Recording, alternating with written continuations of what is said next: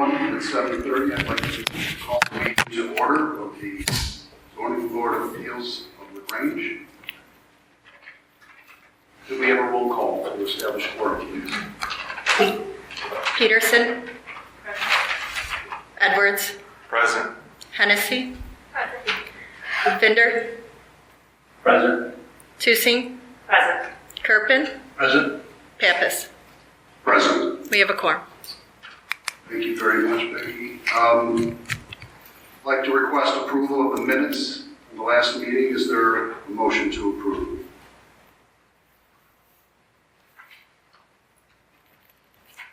Motion to approve. Is there a second? Second. All in favor say aye. Aye. All opposed?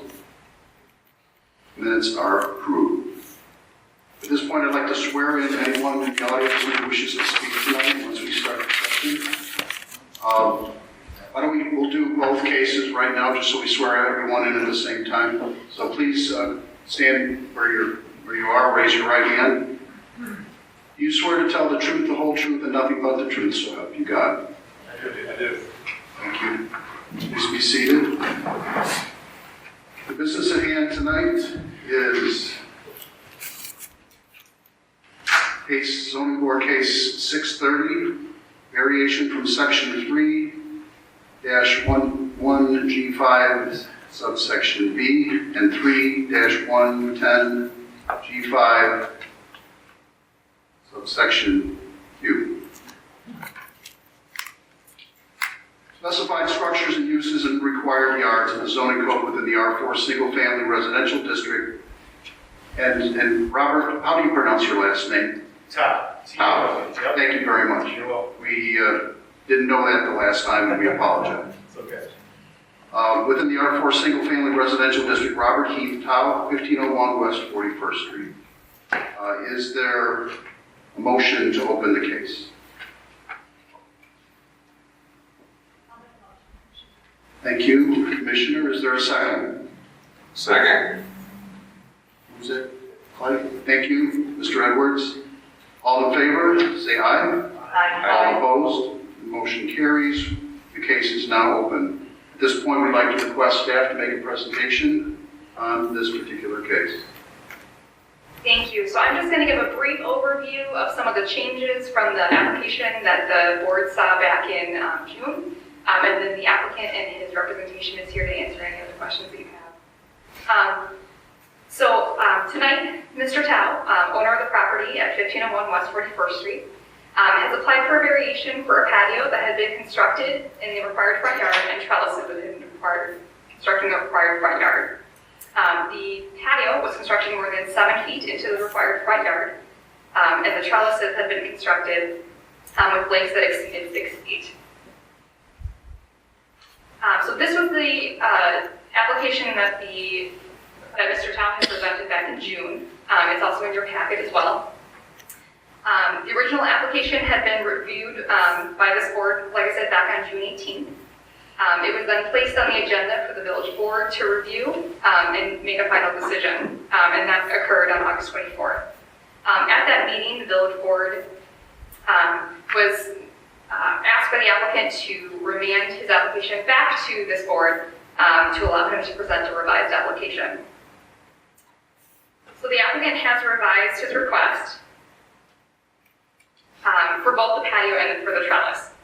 So the applicant is now proposing that the patio will encroach 16.89 feet into the required front yard and have a setback from the front property line of 17.94 feet. This is roughly a 9.89 foot variation from the maximum allowable encroachment, or 10 for ease of discussion tonight. It is also still a variation from the minimum setback from the front lot line of 20 feet with 2.6 feet of a variation request. So as outlined in the staff memo, the applicant has also updated his request for the trellis. The applicant is proposing to remove the middle sections, as you can see on the screen. So these blacked areas is where the 2 trellises are proposed to be removed. And these separated pieces here in the ends have lengths of 5 and 5.5 The applicant is still proposing that these two trellises here in the middle will be touching one another at that corner. So in summary, the applicant has revised his request for the variation for the patio from a request of 21 feet to only about 10 feet. The applicant has also updated his request for the trellis. Lastly, there's a number of options in the staff memorandum on the last page of how you can make a recommendation on the revised application. And I can take any questions that the commissioners have at this time. Would this be a request for one variation or for two?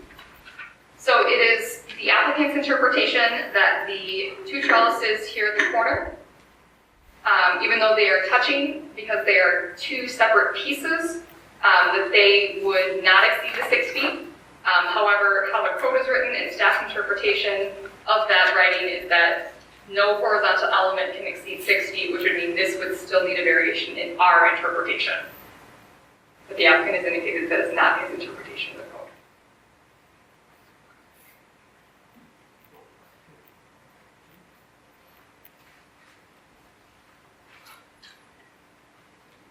Well, I believe there are two requests for variations, both the 2.06 deviation from the setback and then the incursion by the 9.86 feet. So there would be two at least variance requests. And then he also couched it in the alternative that if the perpendicular, I think, was not satisfiable, that in the alternative he requested we basically redo it ourselves to make it permissible. So it is still listed in your packet as being variation from two sections of code. Like I said, the applicant has a different interpretation of that second piece, which is up for discussion tonight. Thank you. May I say that there's no discussion about what the zoning code provides. The trellis, because it's not broken and it's vertical, a variation is required.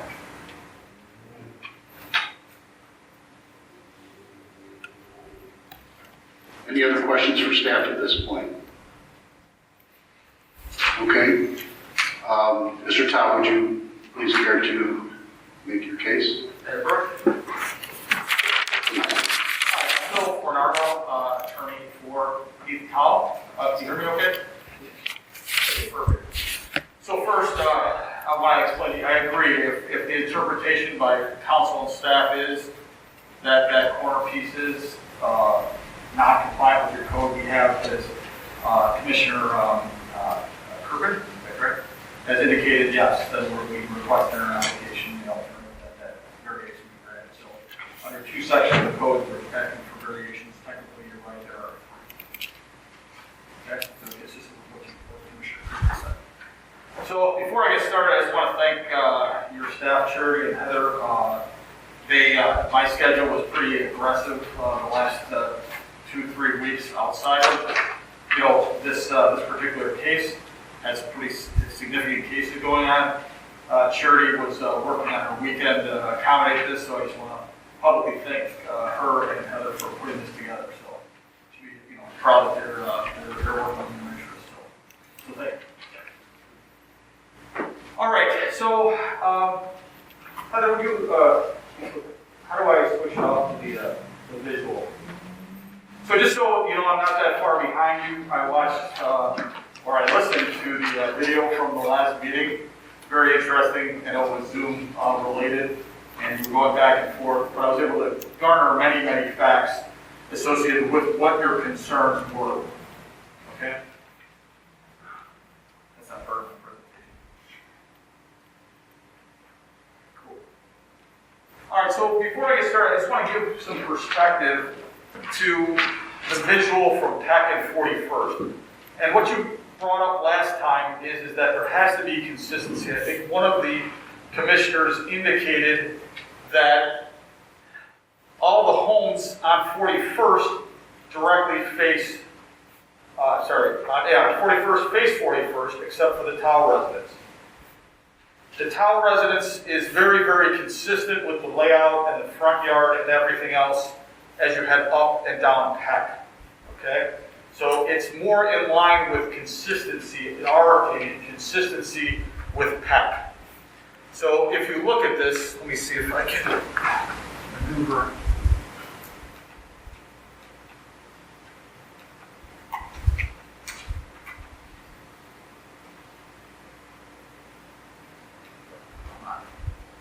All right, so this is their home, but if you go down the street, all these homes are facing this direction. No front patios in any of them. More or less some landscaping, and the consistency is as you see with the Tao residence. Now, if we go the other way, it's a lot easier with my mouse. And I know you guys were looking at an overview of this. I thought this would be a little bit better for perspective purposes to have it this way. So, as you stated, the Tao residence is the only one. These all face this way, and you have the side yard facing Peck. Even the end street, sorry guys. Even this last home on this corner faces 41st. So I just wanted that perspective to show you that if we're going to show consistency in the code and consistency on the blocks, we have two different sets of neighbors to think about. Okay? Does that sort of make sense? I want to make sure you understand what I'm saying. Is that okay in terms of understanding what I'm talking about? Okay. So as we shift back, and I'll shift to the... Council, could I just make an observation? Yep. I think this may go quicker. Yep. And I think perhaps you need to understand something from the village's perspective. The village considers the 41st Street side of the house the front. 100%. And there's a reason for that. So when you're talking about the front on Peck, the front yards on Peck is not the same as this front yard on 41st. 100%. Okay, all right. I'm just showing perspective. And when I go out there and I look, I see the houses all in the front. I see all the front doors. When I'm on Peck, I see all the front doors except my client's property. And I understand corner, side yard, front yard, side yard. I get it all. I just wanted to show the perspective is that if you put the patio in the corner side yard on Peck, it will be different than all the other houses on Peck, which is a lot of in that corner side yard. Just perspective. I just wanted to make sure that I got that out. It was a little confusing from the audio, obviously, because it was a little bit harder than us being here today. So before I get into this, and I'll move quickly because I think that you want to do that, based on your comment, is that one of the biggest points was this permit process. And if you look at the amendment in your package, I want to make sure that this appeared that at some point this was an intentional act by Mr. Tao. And as I looked through the documents, and I was sort of painfully described in the documents, is that he paid this person, and you saw the chronology, from Alcorn to be the general contractor and the landscape designer. She went, not for the landscape side, she went for the concrete side, and wrote on the application for permit that she was the owner. Okay? She's not the owner, Mr. Tao is the owner. So he doesn't read the contracts very well, he's not an attorney. I reviewed it, and whoever brought it up last time is correct. There is a provision in the agreement with Alcorn and Mr. Tao that he will go get the permit. So we just want to be full disclosure. We're not trying to hide anything in terms of that. It clearly stated that. That being said, as oftentimes are with homeowners that don't read contracts, she proceeded, meaning the owner proceeded as a general contractor, filled out a permit, and proceeded with the job. In reliance on signing the contract for the full job, including the concrete, including the landscaping, these documents are all in the packet that I submitted. In relation to that, she did everything. He didn't have to do anything in his mind at the time. So I just want, because there was one point in the audio from last time, from the last zoning board meeting, that indicated this, that it was self-imposed because he did it. Okay, he did it without a permit. So there's got to be a little bit of understanding, a little bit of equity in terms of that. So we just want to make sure, I'm happy to put them on the record and give evidence, but I don't think that's necessary. I proceeded to explain it in great detail. So that being said, I just wanted to clear the air on that so that we knew exactly what happened, and I want to disclose one of your questions from the last hearing as to who responsibility of the contract that was. Okay? Okay, so now we can move along fairly quickly.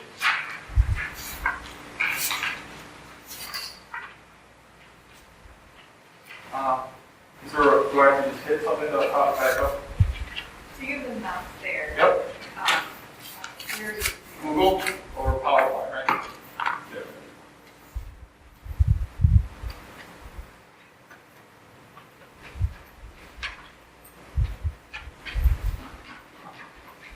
Maybe like,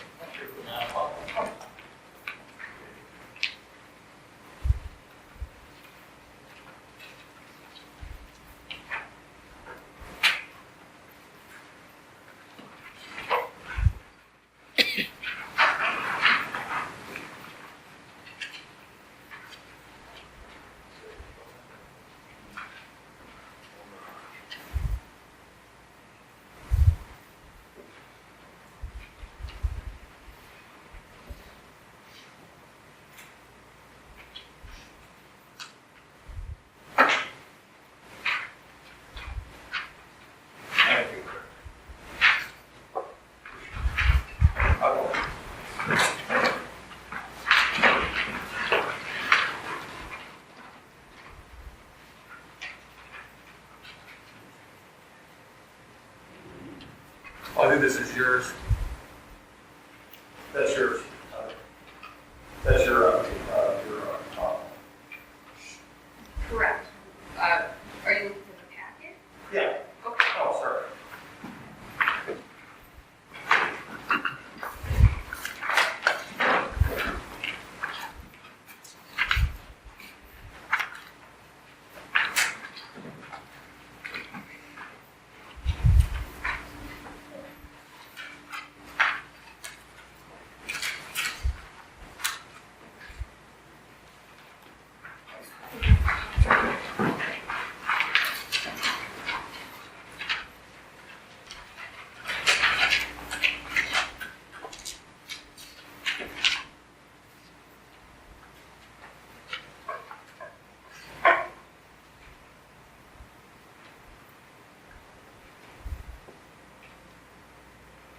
Is there, this is my PowerPoint.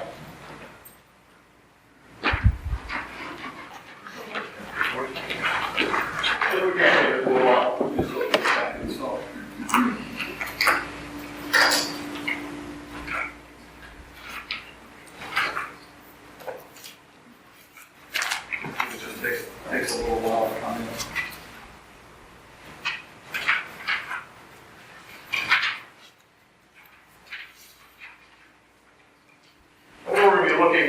It's only 4 slides, or 4 or 5 slides in your packet. It's entitled Plat of Survey Variance Review.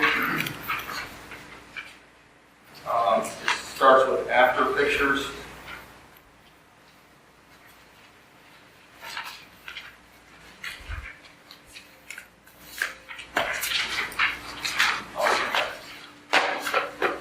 There you go. There we go.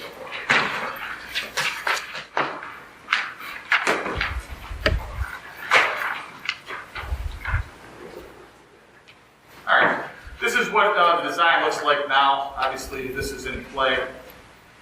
So this is our first design, and just wanted to give perspective. I mean, Heather already talked about it. This is the visual of what it looks like currently with the trellis in place and that long area there in terms of being away from the house from here to here. So I wanted to just show you what the front yard. So this is actually Heather's work. What's interesting in this regard is this is the current front yard. The building sort of skews, so it's 35 over here, 34.83 over here. What Heather did was showed the corner side front yard, so this is 17 feet from the property line.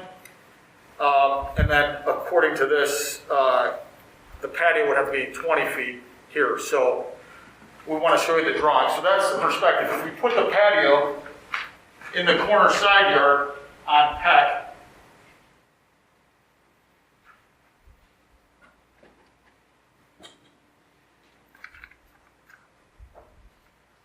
we could put it all the way up to the 17-foot line. Seems like one of the pictures is missing. And anyway, so remember we talked about perspective. In terms of this block on Peck, we have a 17-foot. This requires a 20-foot. We're actually at a little less than 18 feet from the front line. So looking from this perspective or this perspective, these side yards, the request that we're asking is almost equal. Does that make sense? That this 17-foot yard is 17 feet from the property line, we're asking only 18 feet from the property line. So it's actually similar visual from both sides, the front yard and the corner side yard. So what we could do, and we're technically 10 feet over here, okay? A little less, so this is 16 feet plus 2 is 18 feet. Now what we're trying to work out here is that we could move it closer to the house, except there's 2 window wells near the house. Plus we want to have room for landscaping. As I said, it's a little slanted there, so we thought pulling it 2 feet. So depending on what you're looking at, 7.11 is what Heather indicated. It could be this whole patio all the way here, or it could be the patio that we put here. The reason why we kept it square rather than rectangle is because of the chairs and the patio furniture. It's really hard to fit when it's narrow, and people try to get around, and obviously, with COVID, it's better to get everyone separated a little bit. So that sort of patio situation is how we set it up there.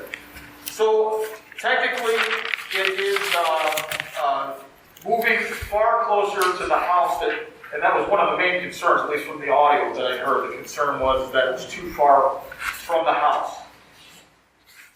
So what I did is I looked a little bit deep in the code. I asked staff and thought about it, is what are you trying to accomplish by not having a structure in the front yard? What is the reason for that? What we came up with, at least in my own mind, is that you don't want these giant structures blocking people's views and being in the front yard, being too close. I think that code section, and I've been doing this for a long time, they write code sections for a reason. And if you don't notice anything about Grange, there's a lot of porches in the front yard. That's the telling thing about Grange. You go, you're going to see a porch. So that blockage, that vertical element, is what they're trying, at least in my opinion, they're trying to get away from. The difference between a patio is that there is no vertical element. It's very low to the ground, and there's nothing blocking anybody. There's some chairs, but they're at this height. So I think that was one of the main reasons why the code is like that. So this is a very unique parcel, okay? There's no, technically, even the side yard is supposed to be a rear yard behind their house. So I know you went through that, I don't want to repeat myself. But I think this does a nice job that allows them a place to entertain that's not in the front yard, and this will be more consistent with how the rest of the community looks.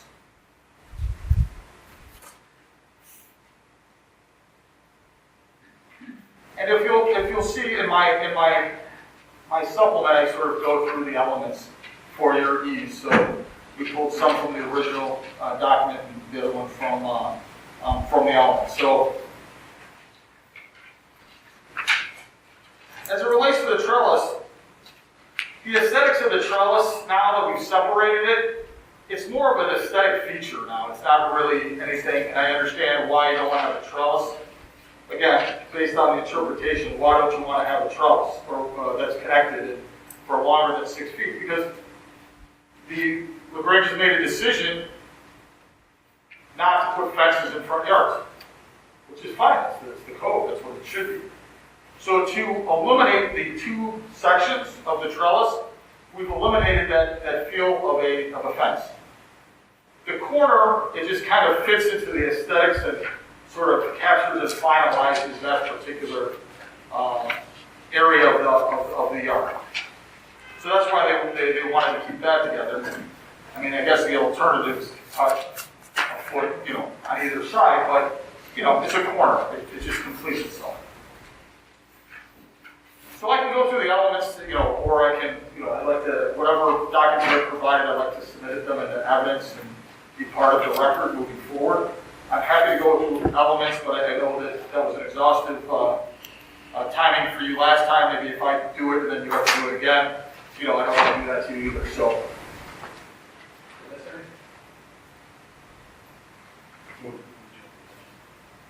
excuse me, I'm sorry.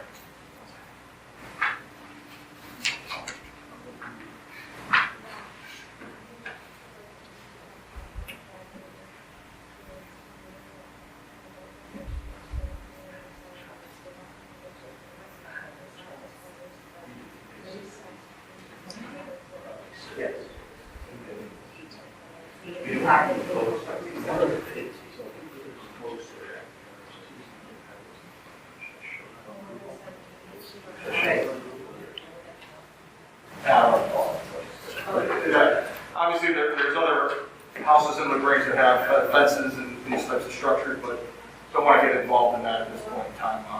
My neighbors may dislike me if I say anything. So the other part of this that I wanted to talk about is that this square footage is actually 240 square feet. If, as Heather accurately depicted, and I thought I had this in my PowerPoint, but apparently it fell off. Heather had depicted the 7 feet by the whole yard. That equates to about 440 square feet. So this is 200 square feet less than could be in the front yard here. This particular structure that she had indicated could be a patio that sort of takes control next to the front door, which I don't see too much of in Grange. This would be about 540 or 560 square feet compared to the 240 square feet that is this patio. So this is a smaller patio. We're not trying to maximize. We just want to have a space for them to enjoy without, the whole community. I know when I want to be in the front, I go into my front yard to see all my neighbors. When I'm in the back quiet, I go in my rear yard. That's not a possibility if it's up here. And I know they talked about that before, but it's just something, some additional privacy. And it's really nice. I went over there myself and it's very, very nicely done. And obviously, this time through, since we're going to be doing construction work, if the zoning board grants this request or recommends this request, the board approves it, we'll be in for a permit that very next day. Bill, is it worth mentioning that the neighbors approve, if we go to the last slide, the petition, the neighbors, all the surrounding neighbors, there's two neighbors on the last call. Yeah, so this is a letter in the approval. I don't know if you saw this last time. This is one of the few zoning hearings that I've been through a lot of battles. I'm always getting yelled at by neighbors, and this is the first time we had sort of unanimous approval that they wanted to participate in allow this to happen. So. I have a question about that, just out of curiosity, since I haven't seen a document like this it almost looks like a petition. Did you personally go door to door with this? Yes, sir. Okay.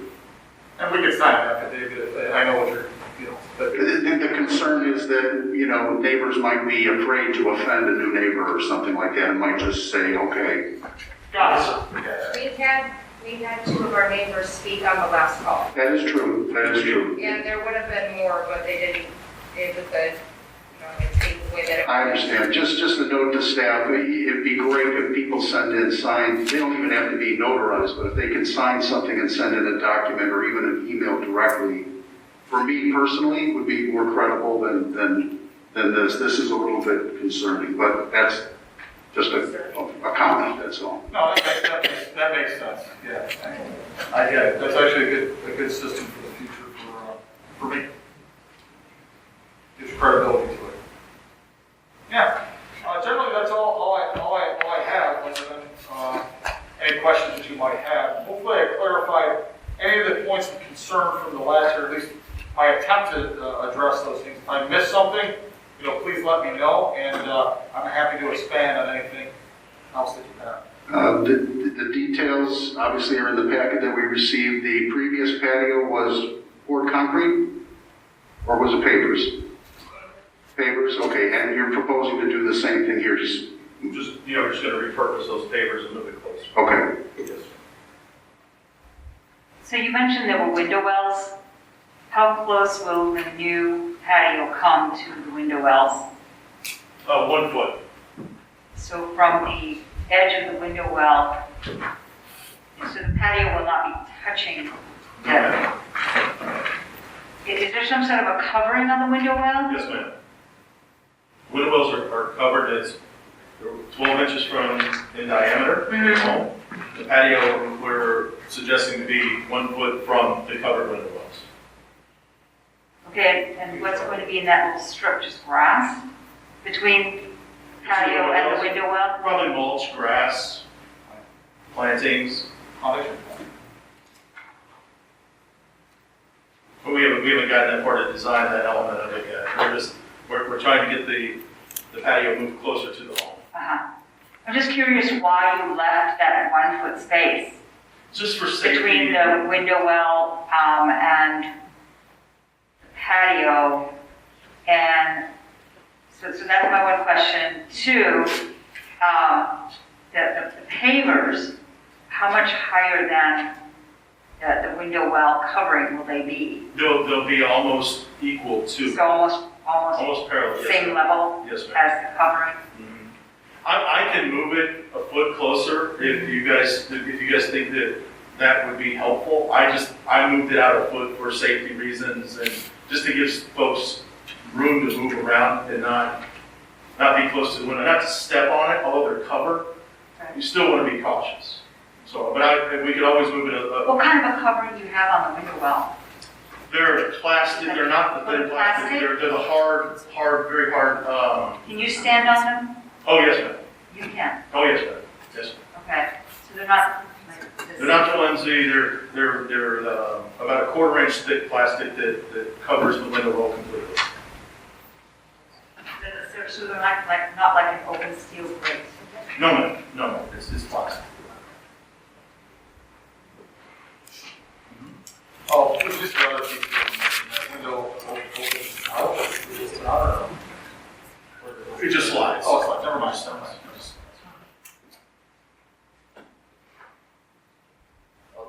Other questions for the applicant or his attorney? Yes. Based upon your submissions that basically indicate or charge that Acorn, I think in your own words, was completely in control of this project and made other references to their control, and based on the statement that you made earlier that Mr. Tao, he doesn't read the contract very well, and the inference was that maybe he didn't read it at all. I feel I've got to go and make a record and go through a few documents just to clarify, because this may eventually come to the trustees, and so I want something concise to bring out the significant facts on this issue of permitting, because I think it may be relevant to them. So I've got things that I'm going to ask. This is going to take about 6 or 7 minutes. So I've got things to ask. It's coming from the documents. I'm just asking for an affirmative, a yes, and we can go this quicker if you agree with these things I'm taking right out of the documents. So if that's fair, if I can begin. This is starting with the staff memorandum, Exhibit 2, tonight. And that document is the Acorn contract. So here's the first question. You agree that on April 23rd, 2019, Mr. Tao signed the contract proposal with Acorn Design for, among other things, the installation of a driveway and the installation of 2 new patios.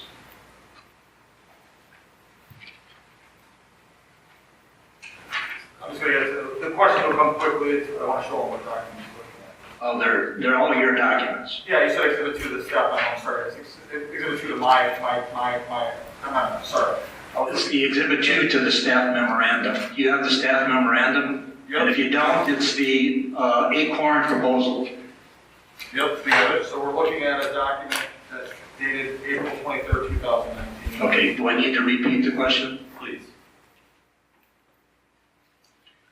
You agree that on April 23rd, 2019, Mr. Tao signed the contract proposal with Corn Design for, among other things, the installation of a driveway and installation of 2 new patios.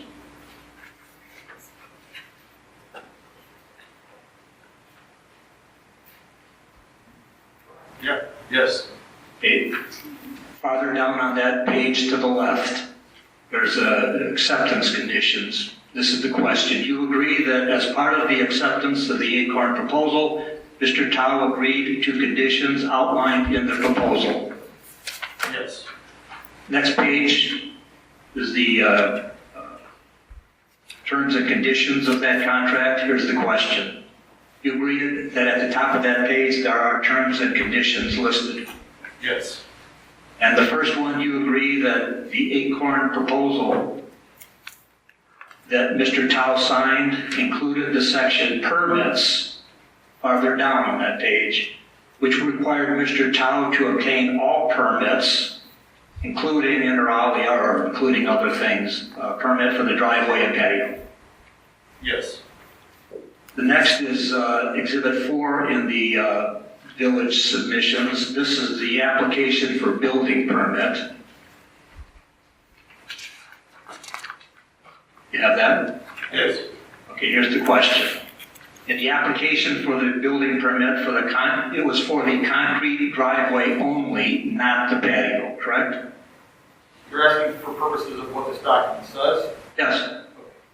Oh, that was the application submitted on Mr. Tao's behalf that the village acted upon, correct? Well, there's two potential questions, Commissioner. One is what this document says and what you knew at the time that this was submitted. Okay, why don't you give me both then? Give me your side. Sure. Did you see this document before it was submitted? No. Okay. Go ahead with your side. Okay, do you agree that that application for building permit that was submitted on behalf of Mr. Tao to the village of LaGrange and under the assumption that the village of LaGrange would rely upon that application? I don't understand. That's a question. Can you repeat it? Do you agree that that document is the application for the building permit for the concrete driveway, and that application was submitted to the village? Yes. Public record. Yes. In that document, it indicates that the name of the owner was Roxana Peterson, correct?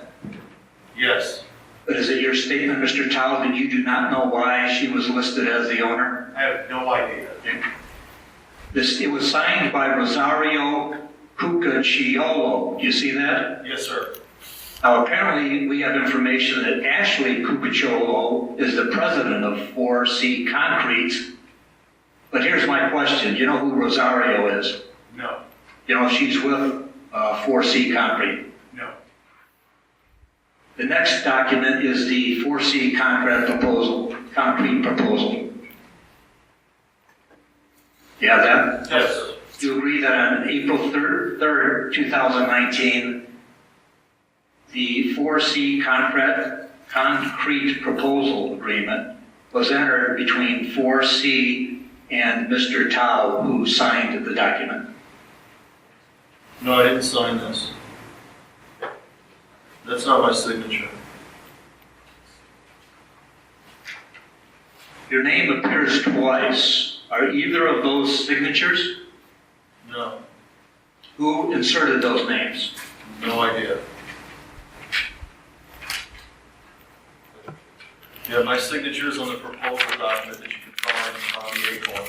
April 23rd, 2019 document that you asked questions on. Okay, let me ask you this. So this document indicates that this was an agreement between 4C and Mr. Tao. Have you ever had any understanding that such an agreement was entered on your behalf for the concrete driveway? No. Go with your question. Farther down on that document, there's a section for permits. that? Yes. The first box that was checked is for homeowner to get the permit. You see that? Yes. And apparently it's my belief that that would have been marked on or about April 3rd, 2019, but you cannot establish that. That's correct? It would have been marked, you said? If the date of the contract is April 3rd, 2019, then presumably that check, that mark for homeowner to get permit would have been marked on or about that date, but I guess you cannot confirm that. Is that correct? No. Okay, below that, there's another box. That was, it's got initials AC with a date of May 2nd, 2019, and that check, apparently marked on May 2nd, indicates that 4C to apply for permit and AC to get reimbursed. Were you aware of that? No. And that 4C contract was only for the driveway. Were you aware of that? No. Okay, the next document is the building department plan review. The building department furniture? The building department plan review. In the staff memorandum, it's Exhibit 5. Yes. And you agree that that plan review was for a project concerning the concrete driveway for Mr. Tao? I never saw this document. So you don't know if that was ever prepared by the village or approved by the village? No, I never saw that document. As a part of, do I agree that it was the plan review for the driveway after reviewing it before this committee? Yes. I don't want you to guess. All I want to know is what you know. No, I did not see this prior to the permit being applied for or received. And the document indicates that replacement of walk and patio area are not included under this permit. Do you see that? Yes, sir. Did you have that understanding at any time before today? No. Before Today? Before today? Yes.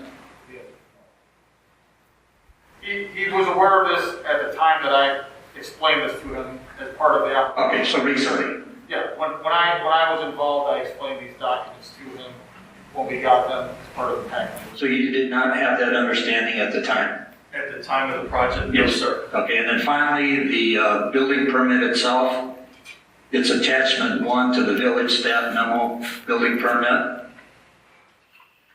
You were given a building permit for the concrete driveway, correct, Mr. Tao? The permit was left in my property, yes. And was that permit, did it state it was for the replacement concrete drive and apron? Do you have, I don't see that in my package, sir. Can I approach, sure? Yeah, sure. Showing you that document, is that the permit that you received from the village? This was the permit that was displayed, yes, by Okay. April, yes. And so that permit indicates that it was for the replacement concrete drive and apron only, correct? Yes, it does. It states that the card must be displayed, correct? Yes, And it states that the permit must be placed on the street side of the building, correct? it was placed on the PEC side of the home, yes, sir. And you posted it. No, sir. Who posted it? I'm assuming Roxanne did. So when you got the permit for the concrete drive, did you ever inquire where was the permit for the patio? No, Why not?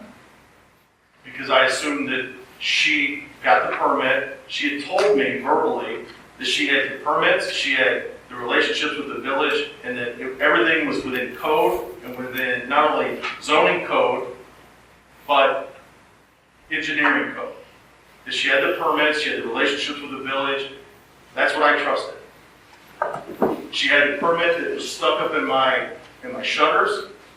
I didn't think twice to check that it was for the concrete driveway or apron. So you didn't read it? No, sir, because it was in a plastic bag that was wedged between a shutter. How do you know it was a permit? How do you know it was a permit then? I don't know that. So you don't know if a permit was ever delivered to you? Well, apparently there was one delivered because it's in the documents. I'm not asking you to guess. Do you know if she ever delivered a permit to you, or if anyone ever delivered a permit to you for the concrete driveway?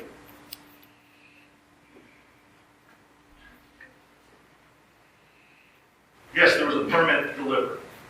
I can only be honest and truthful with you that, yes, there was a permit. Did I read it? No, I didn't. It was displayed by the contractor.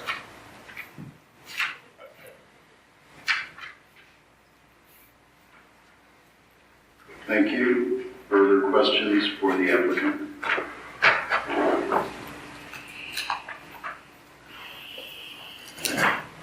Any further remarks before we close this session? No, I just wanted to just, There's still more questions. Please, on What site. is staff? Oh, well, we'll get to the staff in a second. I just want to just take a quick look at this. Looking back at the application for building permit that was attached as Exhibit 4. Sorry.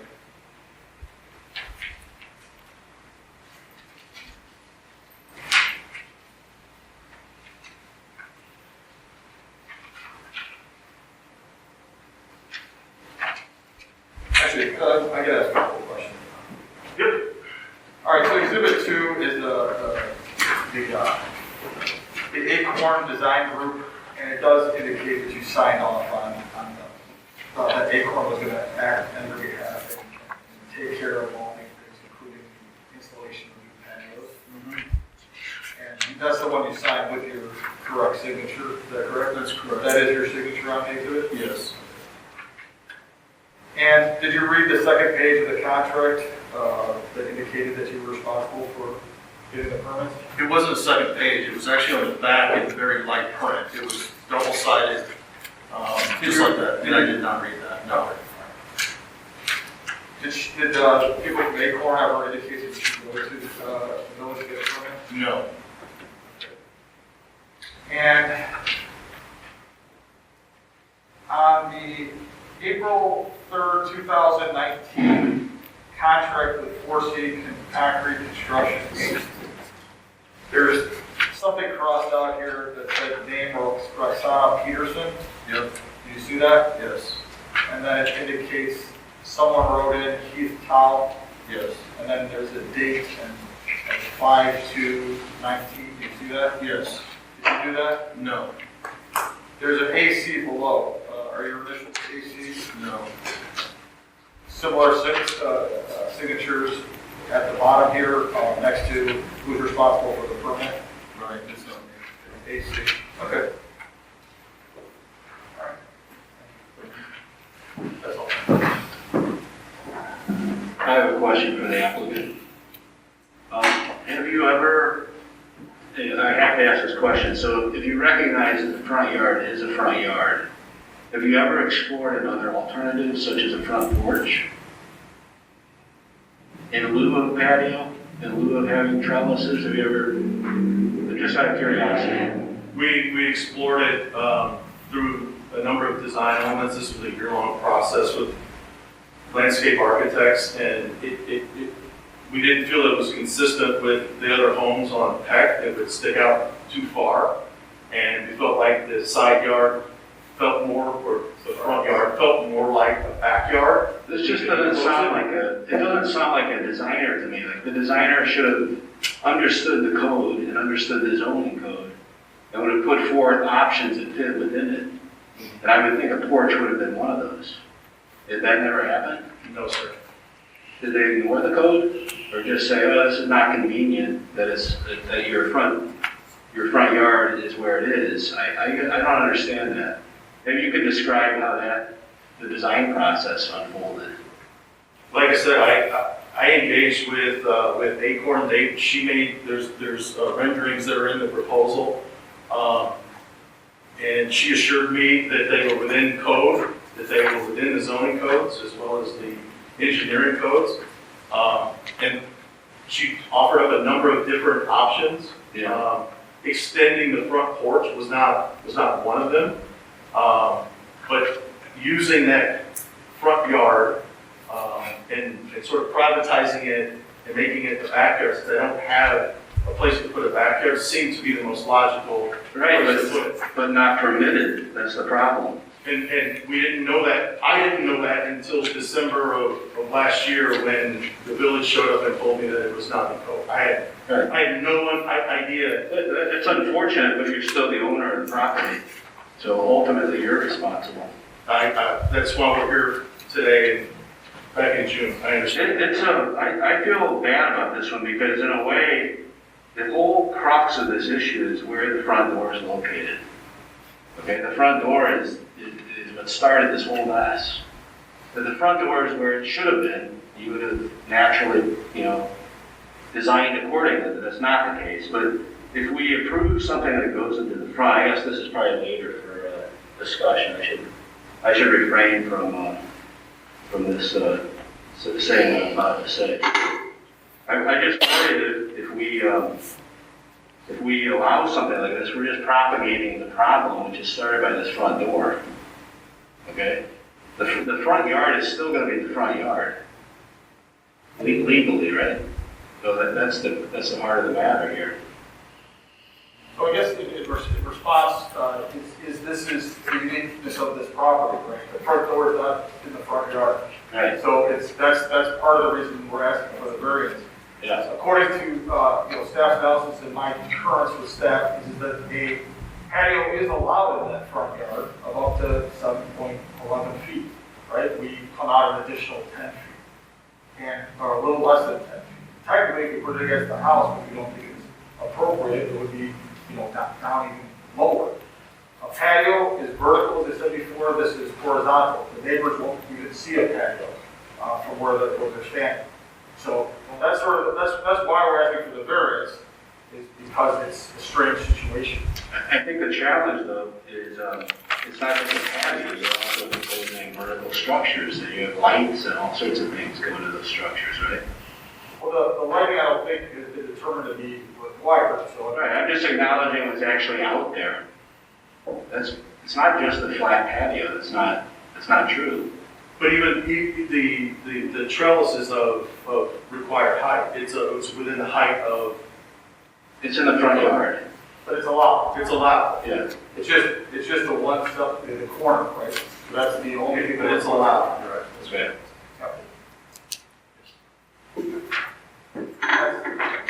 That won't be near the patio either. Okay, do we have further questions for the applicants at this time? And we can, if need be, we can go back and if something comes up during our discussion and ask them or staff. Anything else at this time? Is there a motion to close the presentation hearing? Motion to close the presentation. Thank you. Is there a second?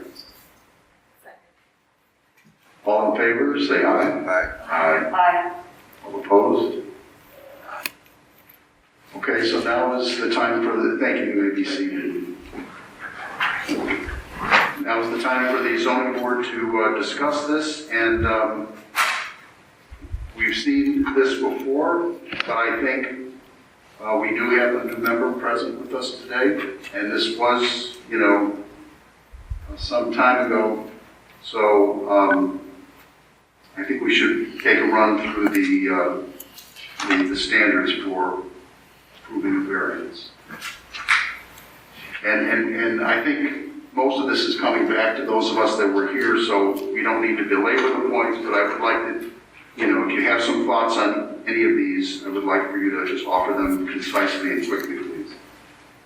So the first one is the unique physical condition. Is the subject property exceptional as compared to other lots subject to the same provision by reason of a unique physical condition, including the presence of an existing use, structure, or sign, whether conforming or non-conforming, irregular or substandard shape or size, exceptional topographical features, and irregular, extraordinary physical conditions peculiar and inherent to the subject property that amount to more than just a mere inconvenience to the owner, and that relate to or arise out of the lot rather than the personal situation of the current owner of the lot. So, I mean, this is a key one. Thoughts from the commissioners on this particular one?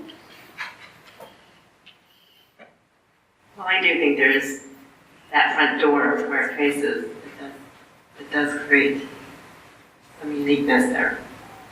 If it wasn't for that, where that front door is located, and that, how we purchased that's how it sits, that's how the home sits. I don't think we'd have to be sitting here. The door faces east. That's proved to be a problem. It's a physical feature that plays a role in this.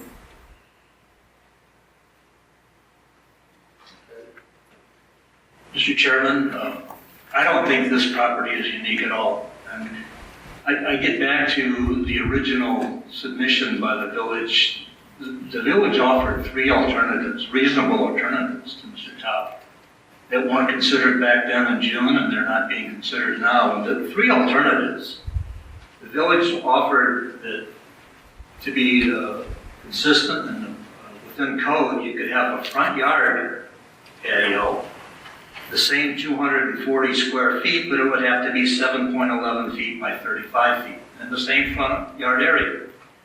The village also offered a corner side yard patio, 7.2 feet by 15 feet extension to the existing patio. There's already a patio in that corner yard. So he's already got a patio by what we would normally consider the front, but it's not the front, it's on Peck. But on Peck, there's already a patio, so the village offered that he could make that larger by 7.2 by 15. Or he could have a patio 15.6 by 28 feet in that corner side yard. And third, the offer was that he could build a patio in the rear yard 6.4 feet by 49 feet. So he's got other places for the patio that are even larger in square footage that are reasonable, that could be done. But for his personal reasons, and he's entitled to his personal reasons, he wants a square and not a rectangle. And he did offer some reasons for the square about, so you could walk around furniture and not walk on the grass. Because of COVID, you could be farther apart, that whether or not that's more than consideration for a few months or not, who knows. But I just don't think that the fact that the, quote, front yard, quote, is on 41st Street makes this unique, because probably how many corner lots would have to be considered unique, because the front yard is on a narrow portion of the building that faces the street like 41st. So in my mind, it's not unique. Thank you. Okay, moving on to not self-created. Is the aforesaid assuming if it was a unique physical condition, it's not the result of any action or inaction of the owner or its predecessors? Any thoughts about that? And I'm not talking about the status quo, I'm talking status quo ante, the lot itself. Any comment? You mean the configuration of the house? Just the lot itself. Somewhat to your point about it being unique, but the situation that exists here is itself created. That it's not self-created. Well, certainly the house wasn't created by him, and the yardage areas on the corner, side, and front are not his creation, but certainly the patio is self-created. Okay. And he self-created that patio that's extended by 8 feet and 2 feet violation of the setback, so all that is self-created. Understood. But we're back to talking about the variance and where to put a patio based on the lot. Okay. All right. The next standard would be is the applicant being denied substantial rights. The carrying out of the strict letter of the provision from which a variation is sought would deprive the owner of the subject property substantial rights commonly enjoyed by owners of other lots subject to the same provision.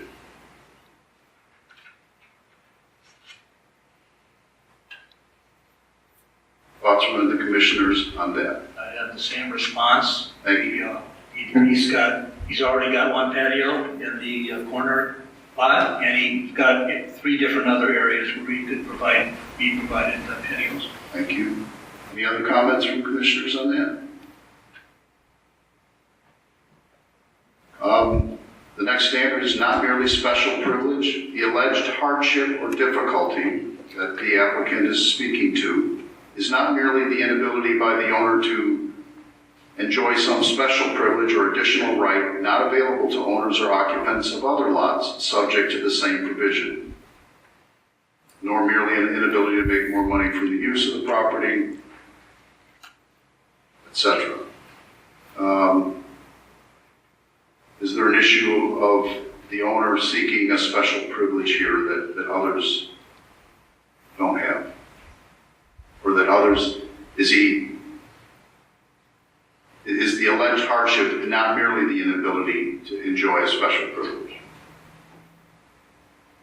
Comments? The last one, would commissioners have any comments relative to standard number 6, code and plan purposes? The variation would not result in a use or development of the subject property that would not be in harmony with the general and specific purposes for which the code, for which the variation is sought or enacted, or the general purpose and intent of the official comprehensive plan.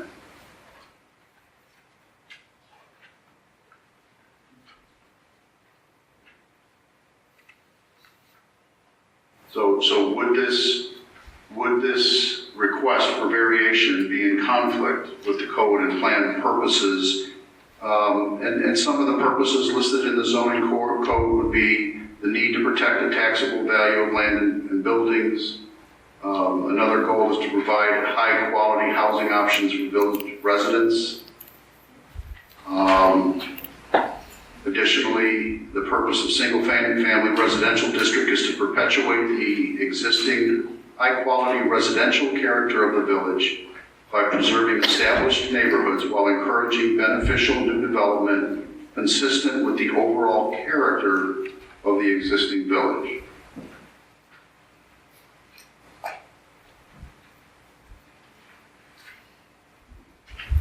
This is something to think about here relative to what the applicant is asking about. And finally, the essential character of the area, thinking about where this property is located.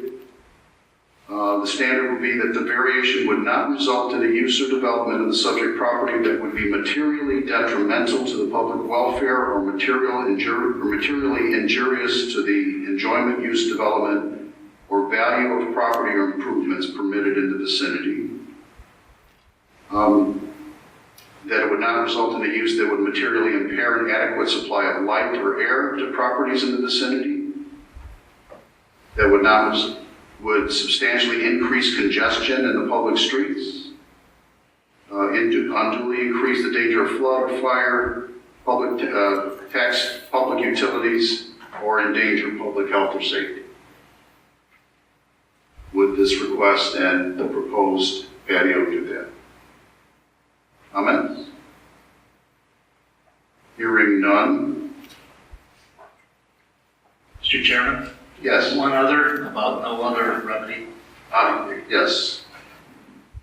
I think that's key for this one, no other remedy. And I've already listed, I think the village offered the 3 alternatives that in my mind are reasonable. Maybe Mr. Tao doesn't believe they're reasonable, but I personally believe they're reasonable. So I think Can I address that? 1 second, please.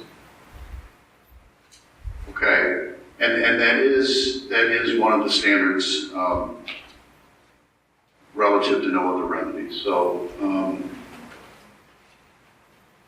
at this point, is there, yes?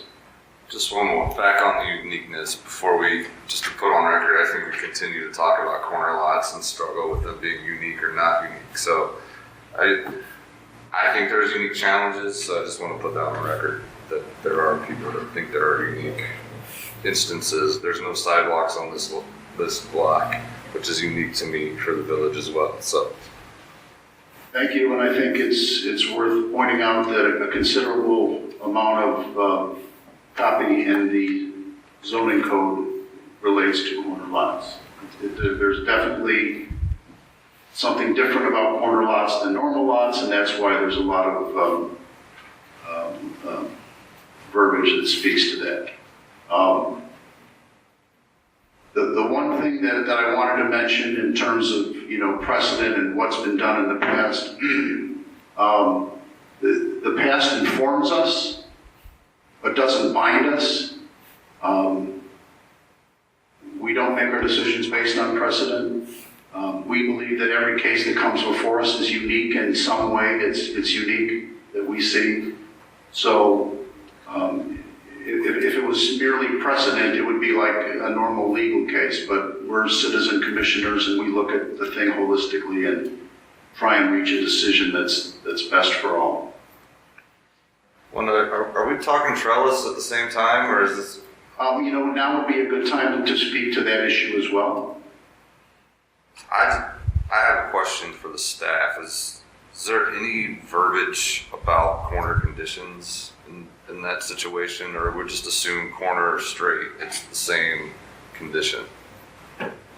There's nothing specific about whether a continuous trellis turning a corner or not. Okay. But because it is generally continuous, it's treated. Okay. And would we vote on this separately, or is this all one package? We're free, as Heather pointed out, we have three choices: to recommend it as submitted, to deny it as submitted, or to recommend something with changes. Okay. I actually do have a question for the applicant. Please. So looking at the drawing here, the photo of the after pictures, and you've got the steps coming out from the front yard leading over to the driveway. I guess I'm just trying to, in my mind,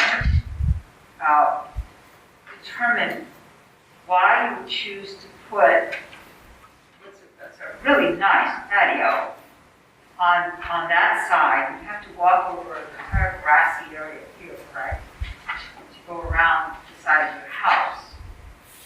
I'm just trying to figure out why you chose to do it that way.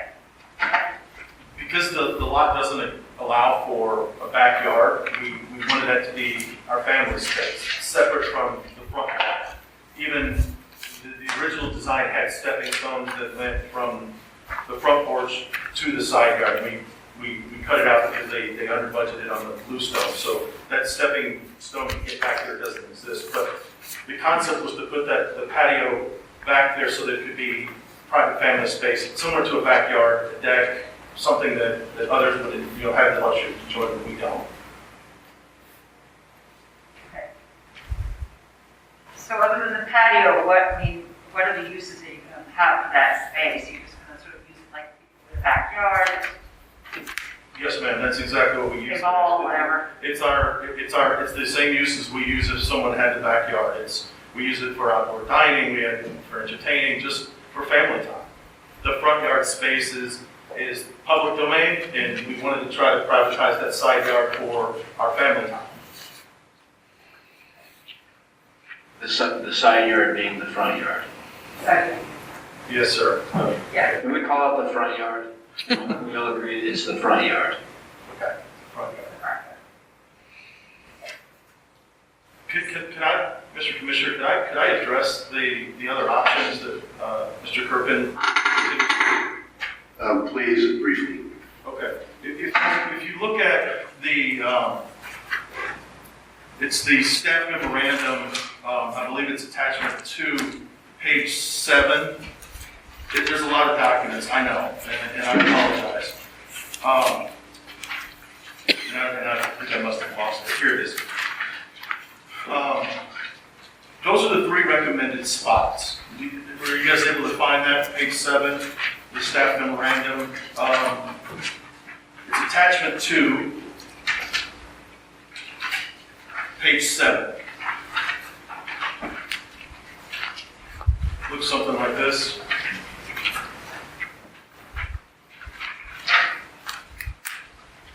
So, I would feel terrible if I left not addressing the other considerations, because unfortunately, the north side of the home with the setback does not allow for an adequate patio. The 7 foot by 15 feet would extend all the way out to the curb. Aesthetically, practically, it doesn't make any sense.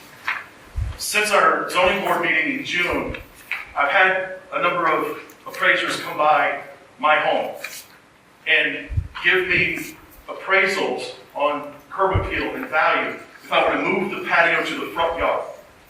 And every one of them had told me it would devalue my home if I moved that patio to the recommended spot that sits right in front of the existing porch. And it's the green spot right in front of the home.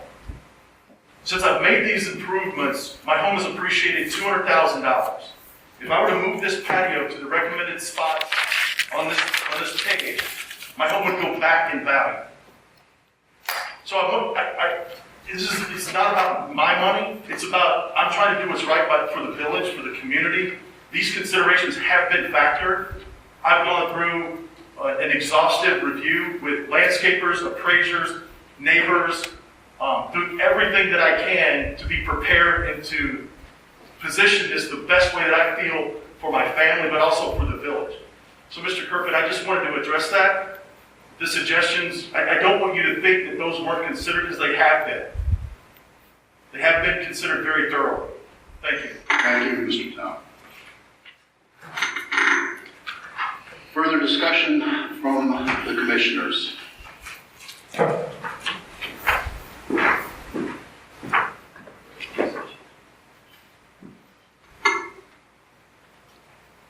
Well, I will accept a motion either way for us to then discuss and then take a vote on. I could hear a motion to approve the applicant's request, or I could receive a motion to deny the request, at which point then we'll ask for comments and decide if there are any modifications to that motion would be appropriate. And things like trellises and that sort of thing could be discussed at the same time. So does anyone wish to make a motion at this time?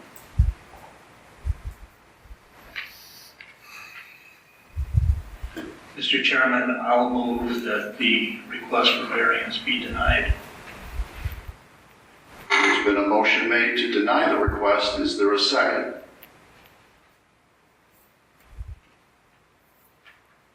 Second. Okay, there's a second. Any discussion? I personally would like to see a decision separately between the two, between the trellis and patio. I'm not sure how I would have proposed a motion for that. I agree. I think the village should know how we stand on both issues. The trustees should know how we stand on both issues. Okay, then, Mr. Kirkman, would you rephrase your motion, please, to cover one Okay. or the other? My motion would be that this board deny the request for variance on the trellis issue, and second, deny the request for variance on the extension into the front yard area and violation of the setback. That's all one motion. It's two. The first is to deny the trellis So the first motion is to deny the trellis. variance. Is there a second to that? Second. Any discussion? All in favor? Oh, excuse me. Yes, I'd like to speak to that. The question regarding the trellis, obviously, Under 6 feet is allowed. The main question, I think, and the fact that it's over 5 feet away from the edge of the lot is within code.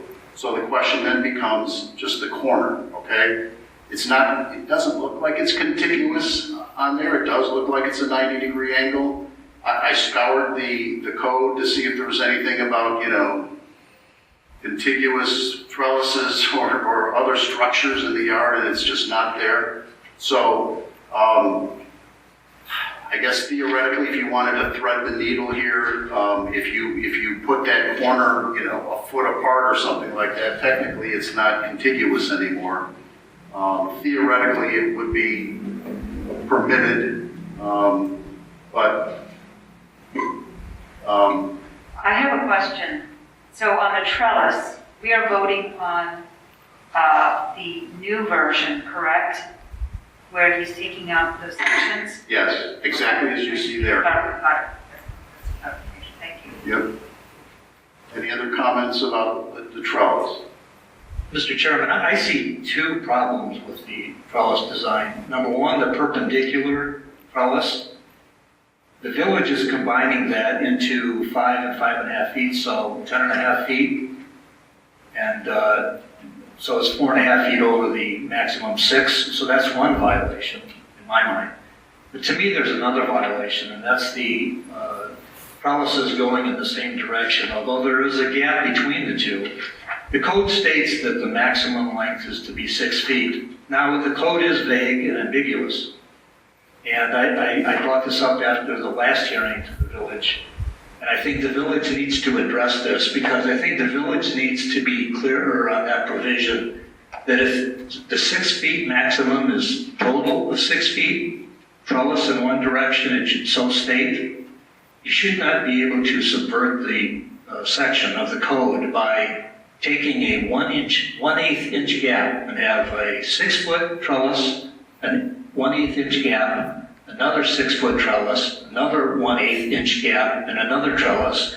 That's contrary, I think, to the intent of the code. And so I think the village should review that to make it clearer on what the intent is for that section and what the village believes is to be the characteristic that they would want to promote. So I'm left with just making the inference, and so my inference is that the two trellises in the same direction are a violation of the 6-foot maximum. Thank you, Mr. Corbin. It is true, again, for new members that are here, that it used to be 10 feet, correct? And about 4 years ago, it was reduced down to 6? No? I was looking at an old copy of the code, and I believe it wasn't talking about height.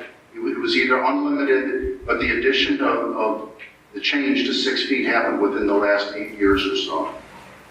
That's possible. We did not research the history of that. Understood. So I just make that point, and I do have an old copy that I did an OCR on, so I can search keywords, and it's at least 8 years old. So at one point it was either unlimited or 10 feet or something like that.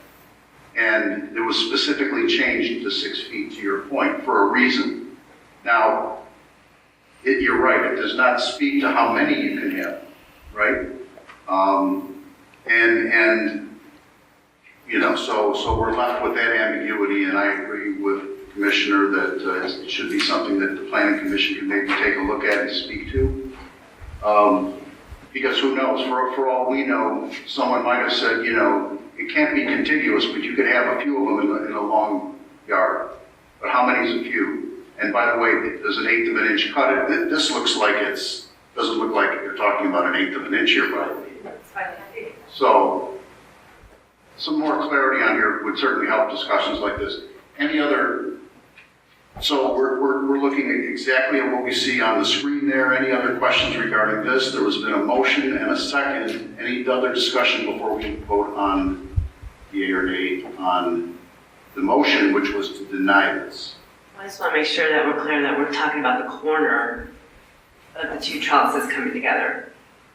All the trellis, the whole trellis issue. No, I know that, but the issue on these trellises has to do with the fact that you have these trellises that are continuous. That's my take, simply Right? because It's not the fact that there's trellises out there because he's already taken out. No, trellises are allowed by the code. Exactly, trellises are allowed by the code. Yes. So we're not, it's not a matter of if they're in the same direction, it's a matter of the two that are on the corner. That's the issue. Correct. In the mind of staff, That's what we're on, that's what I don't, That's one part of it. The perpendicular is one thing. that is. The other issue is that you've got trellises, two trellises in No, that the is- same direction. But that is allowed. No, it's not. It's not. it's No, yes, not yes. prohibited. It's not prohibited. It's unclear, that's why I'm suggesting that the village take a look at it. Okay. You have to infer what the village means by a 6-foot maximum, and my inference is that it's only 6-foot maximum, 1 6-foot section, and not 2 or 3 or 4 sections. Okay, thank you, Commissioner. Any further comments before we vote on that motion? Can you please clarify the motion? Please you state your motion. My motion is to deny the trellis variance for 2 reasons. Number 1, the first violation is the perpendicular trellis. Excuse me, point of order. Please state the motion for the record so Peggy can write down what your motion is. Okay, the motion is to deny the variance of the perpendicular trellis section and the multiple trellis sections going in the same direction. Thank you. So a motion's been made. Did we get a second on that? Yes, we had a second on that. We had discussion on that. Is there further discussion before we ask for a vote? I hate to do this, but my second was just on the motion to deny the trellis portion of the variance. I don't want to infer sections or corners, it's just deny, because if they came with it split apart, it wouldn't even be on the table today. I understand. It sounds like an updated motion, so. Okay, so now we do not have a second for the updated motion that Commissioner Kirkland has made. Is there a second for that? Or, failing that, a different but related motion to that? Maybe I can help here a little bit. Thank you. The motion can simply be to deny the requested variation related to the trellis and nothing more. If there is something that would fall within the, or go outside of the scope of the zoning code's standards, then that would be part of the variation. If the determination is, and it is, that it's okay to have continuing so long as there are distances. So you can simply vote on a motion to deny the variation related to the trellis. Which is my original motion. Okay, And I second it. okay, so, So just to be clear, my motion is to deny the variance because of the trellis violations. Second. thank you. And again, just for clarity's sake, folks, when we make motions, we don't need because in there. Because happens when the discussion after the motion is made. Okay? All right, can we please have a roll call vote on this motion to deny the variation request for trellis? Kirpin, Aye. Edwards, Aye. Tusing, Aye. Hennessy, Aye. Bender, Aye. Peterson, Deny. and Pappas. Nay. So the motion carries to deny the trellis by a vote of 5-2. I think in order to keep the record completely clear, it's Nay. aye or nay. Nay. Thank you, Councilor. Okay. That takes us to probably the main issue, the other issue, of course, relative to the patio. And so at this point, prior to final discussion on that, is there a motion, one way or the other, with regard to the variation request for the revised patio location?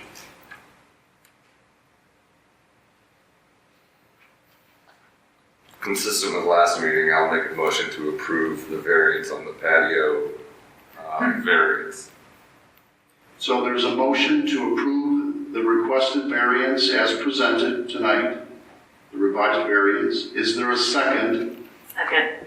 And we have a motion to approve and a second. Now we open up for discussion of this. So the facts that we're looking at, in June, the requested patio was requested to encroach 28 feet into the required front yard and be 7 feet away from the front lot line. This new request, which is different, and the reason we're here, is because instead of 28 feet into the required front yard, it's now 17 feet into the required front yard.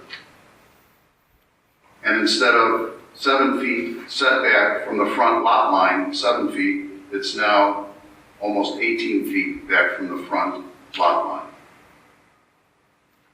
The current variation request is a 10-foot, and this is straight from the staff presentation, that this is a 10-foot variation from the maximum allowable front yard encroachment.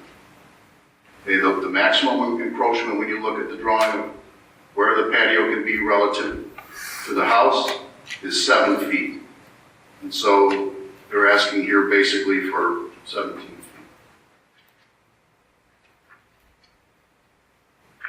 Other discussion?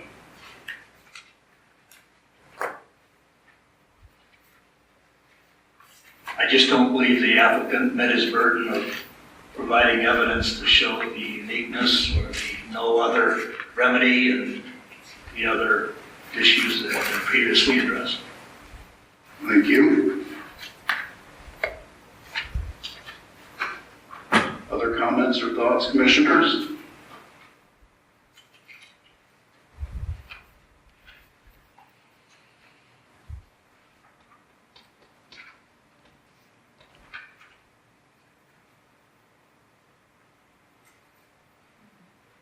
A large concern on my part the last time was the huge amount of variation requested for a front yard. And if you accept the fact that corner lots are different and have their own unique challenges, then it's a question of not necessarily yes or no, but how much. Corner lots have requirements built into the code for lots of reasons. Visibility, safety. Now, it's not just, everything lining up in a row, although that's nice, but corners occupy a unique place in our village, in the blocks that make up our village of the Grange. So, with that said, any further comments about this particular request? And if not, we have a roll call vote, and this would be a vote to approve the request.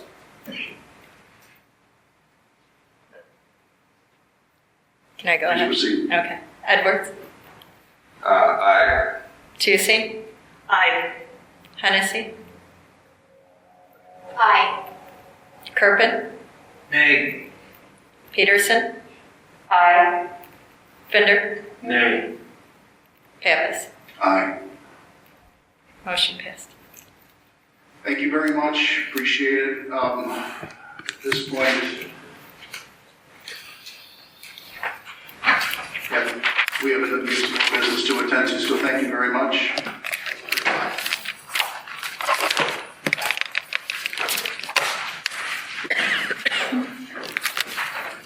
So we move on to our next case.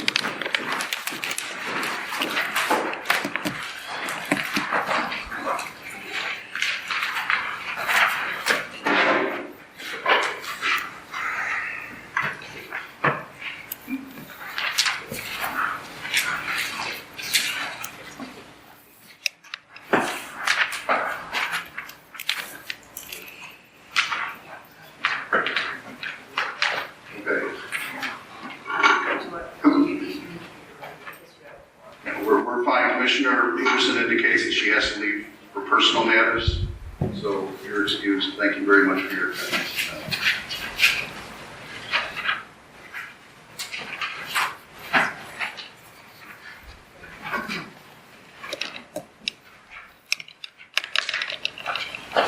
Okay, this is zoning board case 632, variation from section 3-110G5, Q, specified structures and uses in a required yard. Of the zoning code within the R4 single-family residential district, Kurt and Stella Volkman, 725 Bell Avenue. Could we have the staff presentation for this particular variance request? Absolutely. I'm just going to give a brief overview, and like it is in the last one, and then the applicants are here to answer any questions. So the Volkmans are the owners of the property at 725 Bell, and they have applied for variation for a new patio that would encroach more than 7 feet into the required corner side yard of the property. As indication in the application submittals, a permit was originally issued in 2010 that had significant work attached to it, including a new attached garage, a rear addition, and significant interior remodeling.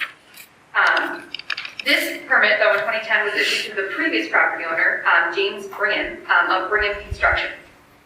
Brigham Construction, after the applicant purchased the property, remained the general contractor for this permit until it was completed in March of 2011. As the applicant states in his materials, the previous property owner and general contractor used a portion of the corner side yard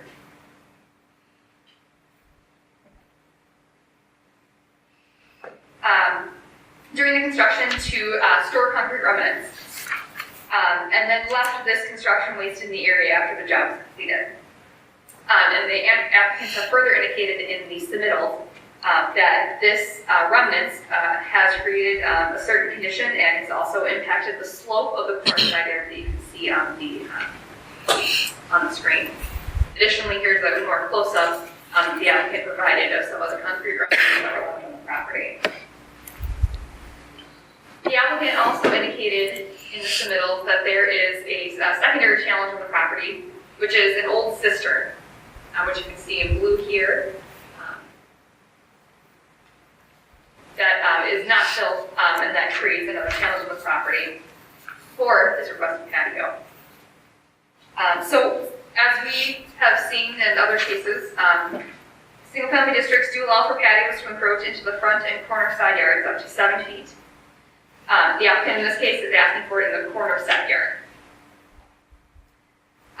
The applicants are requesting in their submittals that the proposed new patio encroach roughly 16.5 feet into the required corner side yard and have a 6-inch setback from the corner side yard property line. Again, there are a number of recommendations, there's a number of options for making a recommendation on the last page of your staff report. And I can take any questions that you have at this time.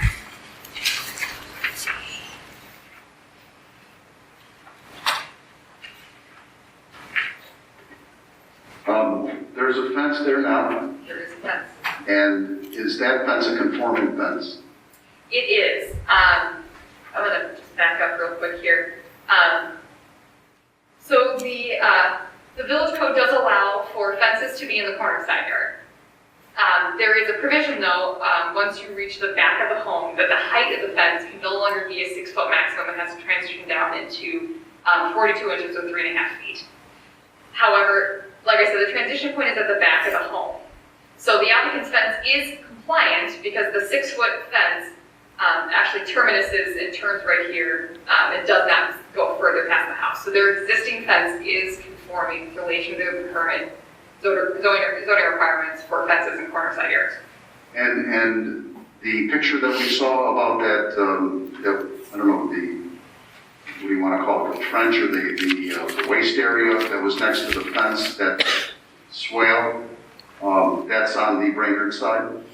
That is on the Brainerd side, that's correct. Okay. And was it stated that there was a cause for that particular elevation change?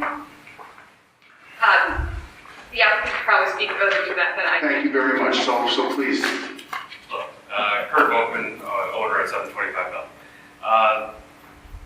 The house, when it was permitted by Brigham back in 2010, extended the rear of the house 5 feet.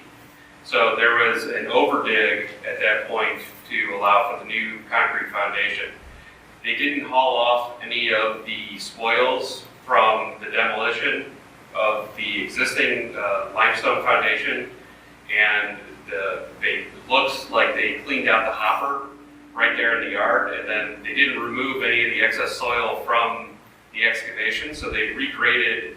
As they regraded to satisfy the grading requirements, we've gotten a condition where the ground level is on one side of the fence in our corner side yard and rear yard is at a higher elevation than it is in the other side of the fence. So the fence is actually creating a segregation where the slope of the ground is different on either side. Part of that is due to the construction spoils that were left by Brigham. And the sidewalk. He left existing chain link fence foundations in the ground there, some of which were just cut off at the end. There was a photo that we provided that showed some of these unsafe conditions. The challenge with that is I've had a contractor come out and look at how I could remove those. And the problem with it is it goes underneath the sidewalk. So it becomes a challenge to remove that, because now it becomes an expense to repair the sidewalks, which aren't in bad condition, they're in fine condition. But to go through that effort to remove some of the things that he left behind, that he probably shouldn't have left behind, then becomes an exaggerated cost for us. It's above and beyond what is necessary.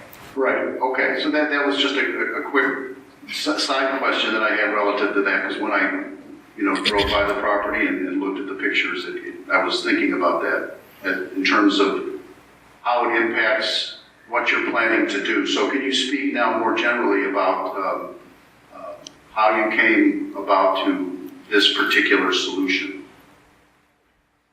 And do we have, there we go.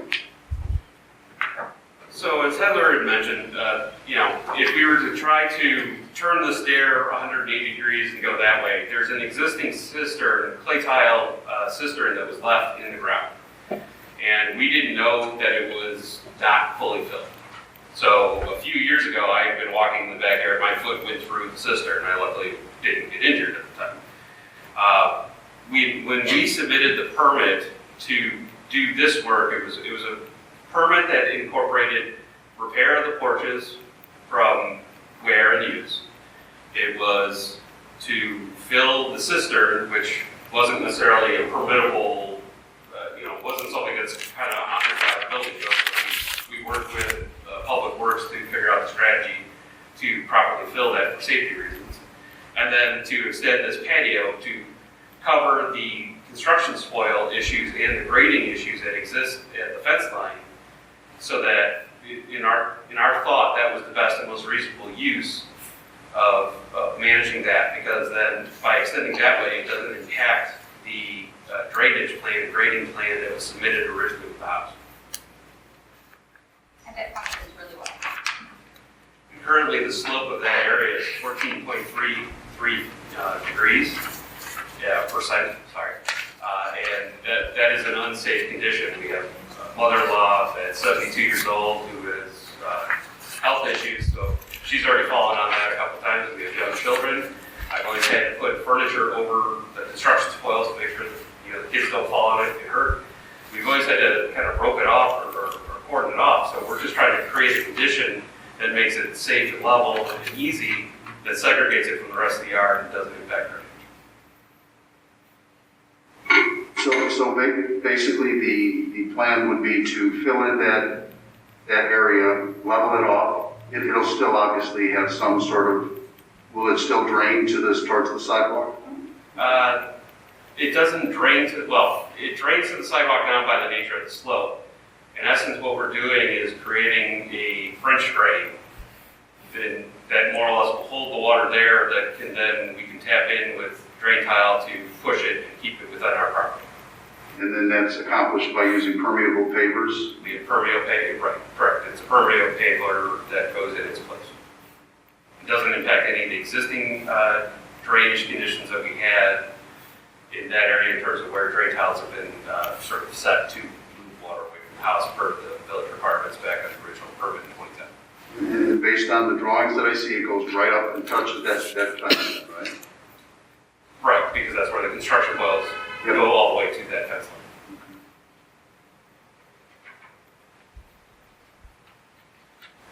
Sorry, I missed one part of that. Are you saying that the proposed patio will be permeable pavers that will effectively act as a French drain? Correct. Okay, thanks. Because right now when it rains, because of the slope, water actually does shed across the sidewalk. So when we get into conditions like in November or December, where you have a series of freeze thaw, I have to go over there on a daily basis to make sure that it's not a slippery condition. It is on the pathway to the metro. So it is a highly active sidewalk both for the metro and for parking year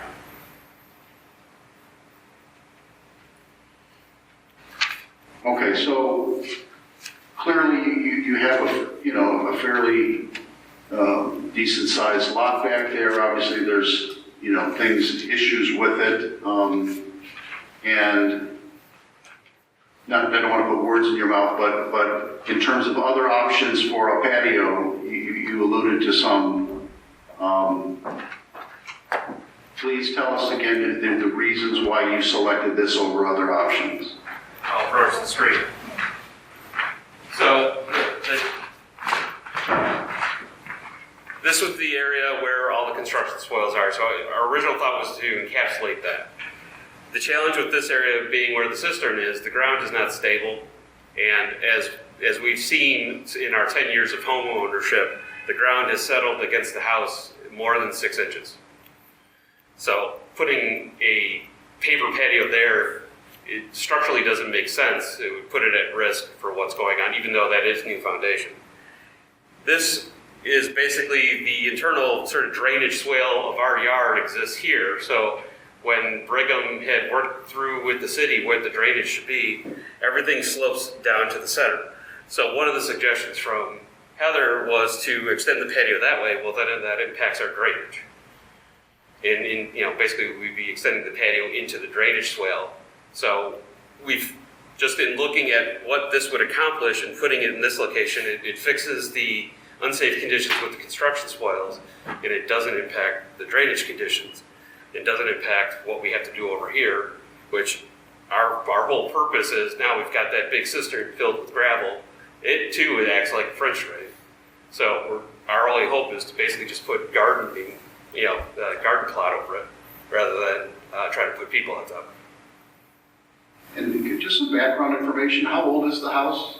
It was built in 1904. 1904, and the new foundations that you referenced in the back were part of an addition, did you say? In 2010, Brigham had extended the house back 5 feet. There was a fire in the original kitchen. It was a galley kitchen that was there.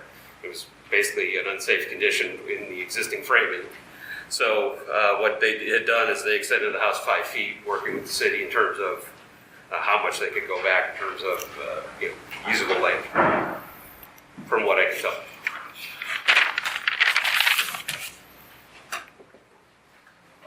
Other questions for the applicants, commissioners?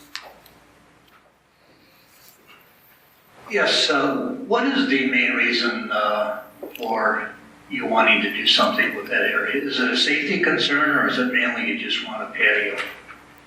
Well, it's, who doesn't want a bigger patio? But the biggest problem is, like I said, my mother-in-law has fallen on that a couple times. I have young children. There are unsafe conditions left there between the concrete, the cut-off fence posts. I've gotten cut on them. The kids have gotten, too close to them. I've had to pull them away. And now that my mother-in-law is, kind of having an issue with walking on that kind of area in case she goes that way, I don't want to have an unsafe condition. So having a level surface here that, basically does double duty in terms of drainage and more or less safety in my mind, is the best and most reasonable use. Okay, well, you don't need a patio to eliminate the safety issue, right? I mean, you can build it up and make it a grassy area, or you could dig it out or whatever and make it a sunken garden. I mean, there are other things to fixing the safety concern other than putting a patio there, right? Well, to dig it out, I mean, I'm digging out all those different fence posts, then I'm impacting the side. So I'm creating an extreme repair just to do that, whereas if I can just encapsulate, it's the quickest and easiest solution to fixing the two different issues. Okay, well then building it up, you could make it just a grassy area, then a flat grassy area. That is a possibility. Then you're asking me to fill it in with soil. How am I retaining this? I have to build that structure anyway just to retain that soil. So, yes, in theory, I could build it up and do that, but to build up 19 inches of soil, I'd have to basically have that structurally engineered and filled. Well, however you're going to build up the patio, whatever you're going to do to build it up to put in a patio, you could do that same procedure, and rather than put in a paver, you could put in grass. That's my point. I could put in grass, I could put in paver, I could leave it in. Make it a garden, you could do all kinds of, yeah, okay. Sure. And then the other issue I have is, on page 8 of the staff memo, on page 8, it's a diagram of your lots, and it's apparently there's an area of 1,906 feet in which you could put a patio. And is it your testimony that you believe that none of that area would be appropriate for a patio? Is that what you were saying? Which page? Page 8. The depiction of your lot area, and it's got 1,906 square feet of space that would be permitted for a patio.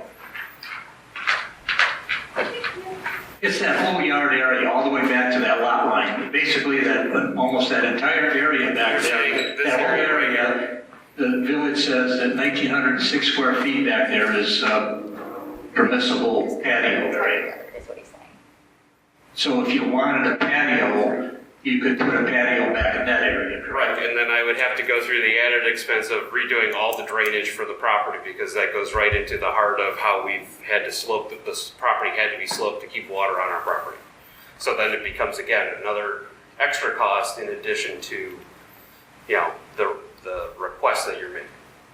So it's your testimony that And it that doesn't entire resolve area the is... construction issue there, so I'd still have to pay for all that construction remediation. So why I'm considering this to be the best and most reasonable use is it solves and encapsulates the construction spoils issue, and it doesn't impact the drainage conditions, and it basically solves the difference in grade on one side of the fence to the other.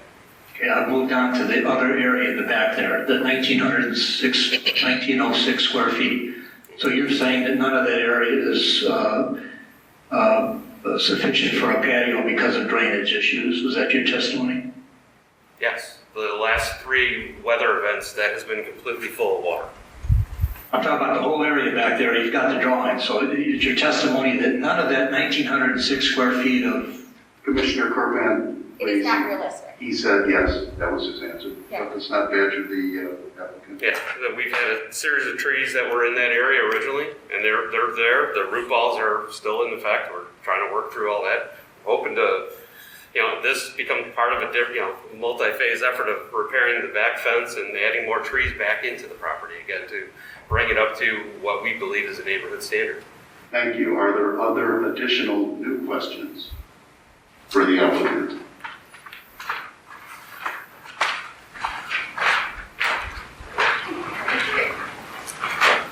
I do have a question.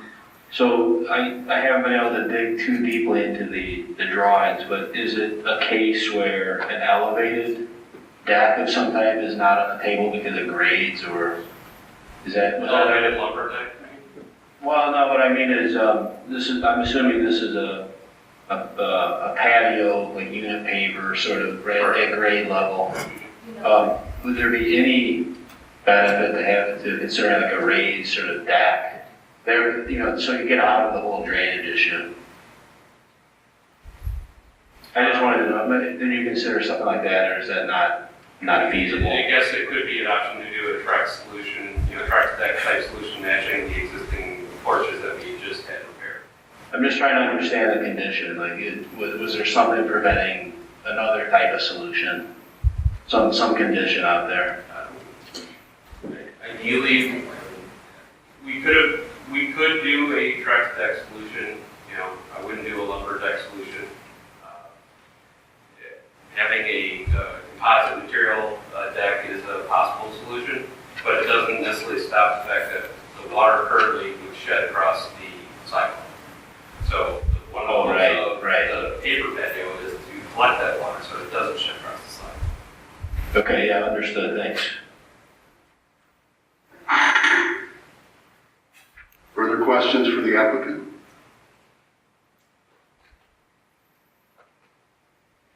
Do you have anything else to add at this point? No, it's just that we've been trying to work with the city the whole time here, trying to go step by step. We didn't race ahead and try to do something,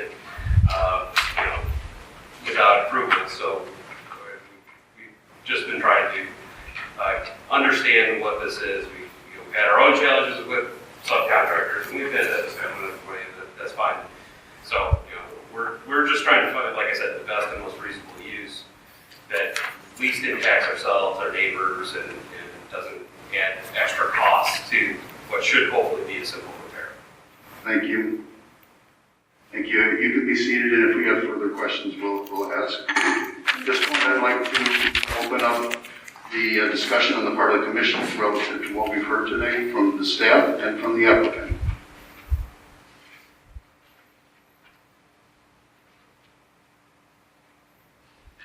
And one way to do that would be to go through the standards for variation.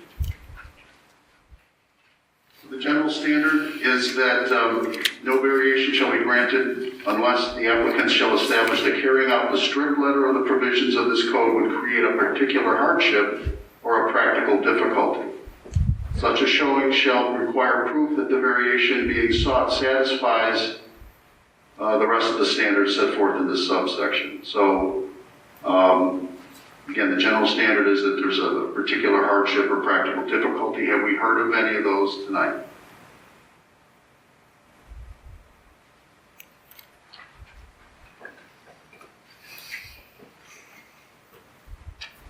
Okay, the next standard is unique physical condition.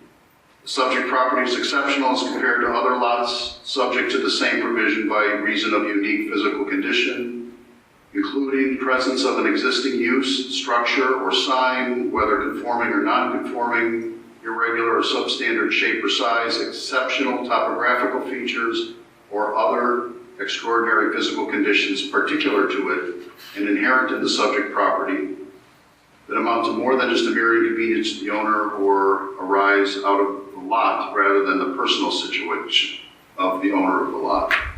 Any comments relative to unique physical condition? Commissioner Kerpan, do you have any comments on that?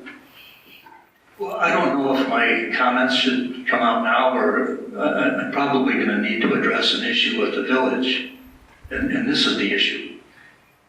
We've got testimony that the applicant stated that the entire 1,906 square feet of area back there, he cannot put a patio there because of drainage issues. So I guess the question is, that's just oral testimony. It's not, there's no corroboration of a document or an expert or anything. So my question, I guess, for the village is, can you state one way or the other whether you have any information that in fact that entire area would not be conducive to a patio, even though on this drawing it's got that there's 1,906 square feet of patio area. So I guess I just don't have enough information to determine whether or not this is or is not unique or remedy or whatever. Sure, I can speak to that a little bit. In your packet, as part of the attachments, you have the materials from the 2010-2011 permit, and it shows the drainage plan that was approved, the grading plan. So you can see the general diagram here that shows the grading for the site. So I think what I heard the applicant saying was that in order to place a patio in different locations, away from the cistern, away from the area with the steep slope where he's proposing, and further into the backyard, it would impact the approved grading plan. That's not to say that regrading can't be done. You can change a grading plan and change the grading of a property, but it would require him to have to incur that additional expense and take that extra effort to do that. Potentially. Do we know how much that would be? I mean, approximately, a rough estimate, or? No. I mean, I don't know if this is a $500 job or a $5,000 job. No, I'm sorry, I don't have an estimate. Any other comments about the unique physical condition? Well, one other question. So that grading plan, is it generally built like this now? The mouth of that swale is where it's shown? Because I was under the impression that the new patio was going to somehow interrupt that swale or filter it from going out onto the sidewalk, but it appears to be further north, the mouth of that swale, than where the proposed patio is. But I'm just trying to understand. Sure, and the applicant can speak to this if I'm improperly summarizing, but I believe what he was referring to was the sloped area where the proposed patio is. That area the slopes spoils are- toward Brainerd Avenue. Oh, right, okay, I got it. Thanks. Okay, the next standard is not self-created. The aforesaid unique physical condition is not the result of any action or inaction on the part of the owner or his predecessors and existed at the time of the enactment of the provisions from which a variation is sought or was created by natural forces or was the result of governmental action, et cetera, So, in the situation, not self-created. I would say it's not self-created because all these existing challenges were on the property before they purchased it, including the cistern and the spoils and et cetera, everything they showed us. Okay? I agree with that. Denied substantial rights. The carrying out of the strict letter of the provision from which a variance is being sought would deprive the owner of the subject property of substantial rights commonly enjoyed by owners of other lots. Any comments or thought on that?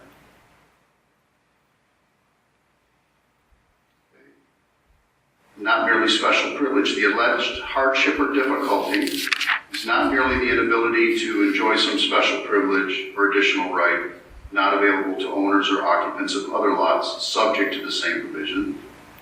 Not merely an inability to make more money from the use of the subject property, provided, however, that where the standards exist, the existence of an economic hardship shall not be a prerequisite to the grant of an authorized variation. Any comment about special privilege?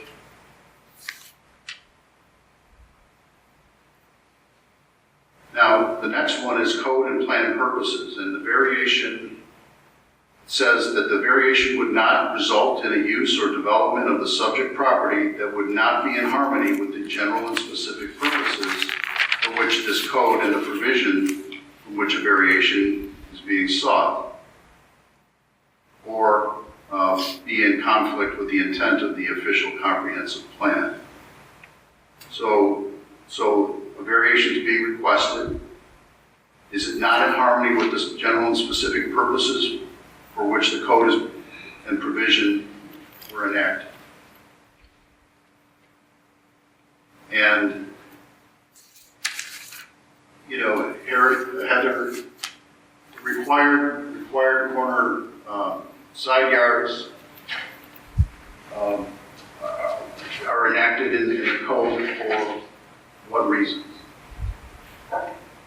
So the idea behind corner side yards having more requirements than just regular interior side yards is that generally they back up to others' front yards.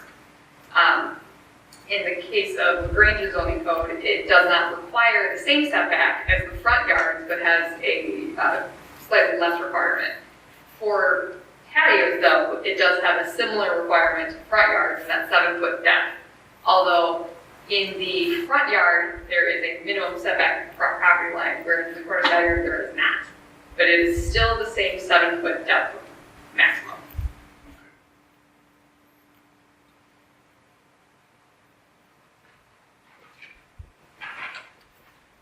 Essential character of the area. Standard 7. The variation would not result in a use or development on the subject property that would be materially detrimental to the public welfare, or materially injurious to the enjoyment, use, or development of the property in the vicinity.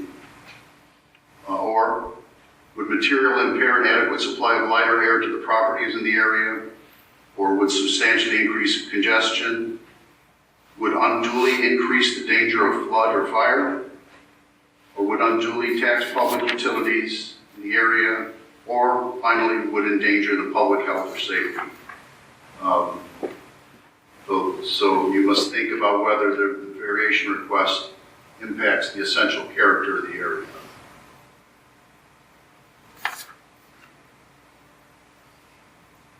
My own personal observation, driving by the property down Brainerd, I mean, what you basically see is the fence and not much else in the backyard. It's 6 feet, correct? There's a 6-foot cedar fence that's actually up 5 inches from that 6 feet because of the nature of the slopes in that area. Thank you. So any other comments about that? Maybe just noting that the applicant is making a deliberate effort to minimize the drainage problems onto the public sidewalk, so I think that should be noted. Noted. Any other comments about character of the area?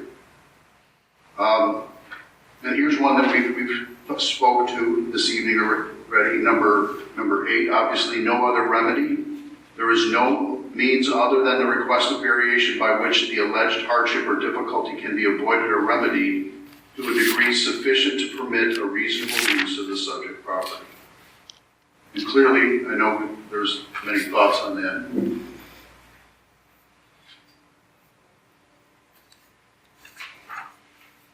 We've heard that, there's some significant square footage in the backyard. The applicant has stated that there's drainage issues there and it's not the optimal place to put it. But any other comments about that particular one? In addition, variation less than requested, a variation less than or different from the requested can be granted. So that follows the standards. If there was something less than this, that would be option 3 for our commission to speak to. So those are the standards. Any further discussion before I ask for a motion? I think we should point out, in addition to him going above and beyond and helping take some of that water going into the sidewalks, but also to do a different type of structure, it would be incurring a lot more costs on him personally. And then, I don't know where that falls under other remedies so much, or a costly remedy. I think that needs to be taken into account. Noted. Now we have a building here that's on a lot that was built 116 years ago, and I know, these houses have additions added and redos and the issues that houses like that have. So it's always interesting how these things will crop up, whether our decision has to be, is it best for the village? Does it harm the village? Is it in keeping with the intent of the code? If variations were not allowed, there would be no zoning board, right? So it's just a question of, is it reasonable? Is it acceptable, and is it beneficial to the village and the surrounding area for this variation or improvement that's being made, in view that there may be other alternatives? And that's obviously the subjective part of this, and that's why we're here. Any other comments? I guess I have a question for a little more clarity as to why do they need 7 feet now? Because I know it did change. They need to you said it needs to be 7 feet from the line. So the requirement of the zoning code is that the patio is only permitted to encroach up to 7 feet into the required 17-foot corner side yard. Okay. what I was stating before is that there is a slight difference between its requirement in the corner side yard and the front yard. It still requires the same 7-foot maximum, but the front yard has a further restriction on it that we saw in the last case of 20 feet. Sorry, thank you. I mean, you know, to Commissioner Kirpin's point, it's hard for me to, I don't know that that's a dimensions drawing, but if you were to pull the western edge of that patio eastward to line up with the side of the house, I don't know how many feet that would be.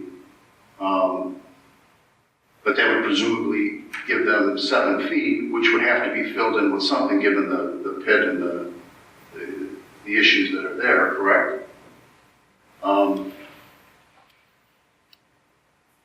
Do we have an idea of what the square footage would be on that exact structure if it were pulled back to level with the side of the house?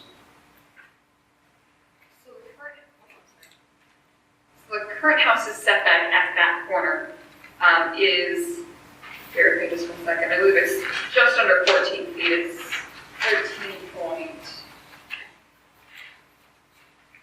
13.67. So that means that the existing house is actually closer than the 17-foot setback.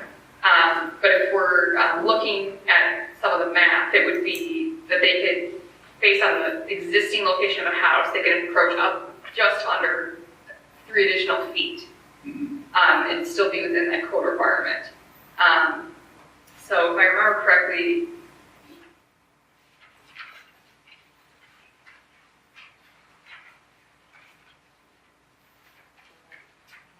I don't have the size of the existing patio on me, I apologize. But from the existing patio, they could encroach a few more feet and then continue north and still be in that line and still not encroach further than required into the corner side of the setback. Depending on how deep they would then make it would then impact what the size would be there. We still have an issue of the remnants. Right, Still. there would still be concrete remnants that they would look to do something with. And the slope would still exist. Right. Right. All right, the slope would still exist, the concrete spoils would still exist, and then I would have the added cost of regrading to manage the change in. How far north you go. Correct. Okay.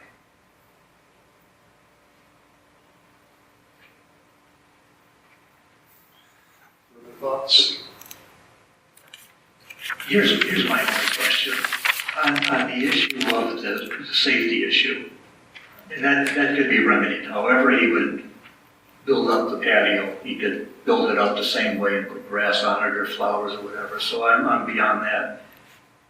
What I'm having trouble with, and you people who have been on this committee a lot longer than I have, he's testified that the other 1,900 square feet is not, it's either not a good area for a patio or it would be too expensive, or it would be an expense to fix it so that you could put a patio up there. But that's without any cooperation, without any other evidence, without any photographs. So has that historically been sufficient for this committee that when someone like this says, well, it's not buildable because of drainage issues, do you feel that's sufficient evidence, or would you typically require some cooperation? Because that's my problem with it. He really wants a patio because he established really the need that it's got to be here or nowhere else. Understand the question, and it's a valid question. We did get some feedback from staff relative to the drainage issue. There is something back there. Do we have, an engineering survey or a study to look at? No, we don't.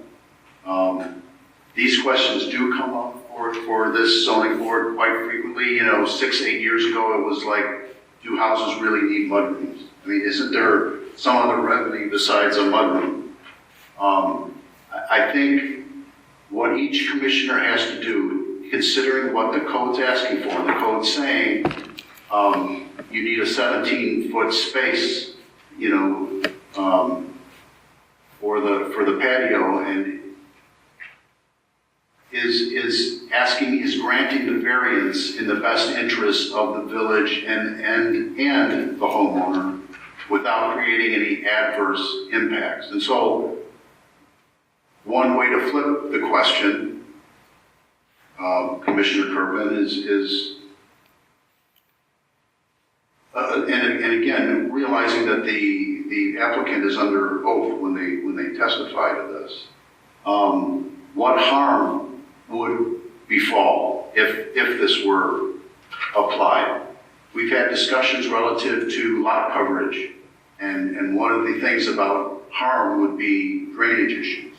The more ground that's covered by driveways, sheds, patios without permeable pavers, etc., one of the effects would be more water running into our storm sewers. And so we think about what not just what the code says, but obviously that's what's informing us and that's what's guiding us, but the rationale for it.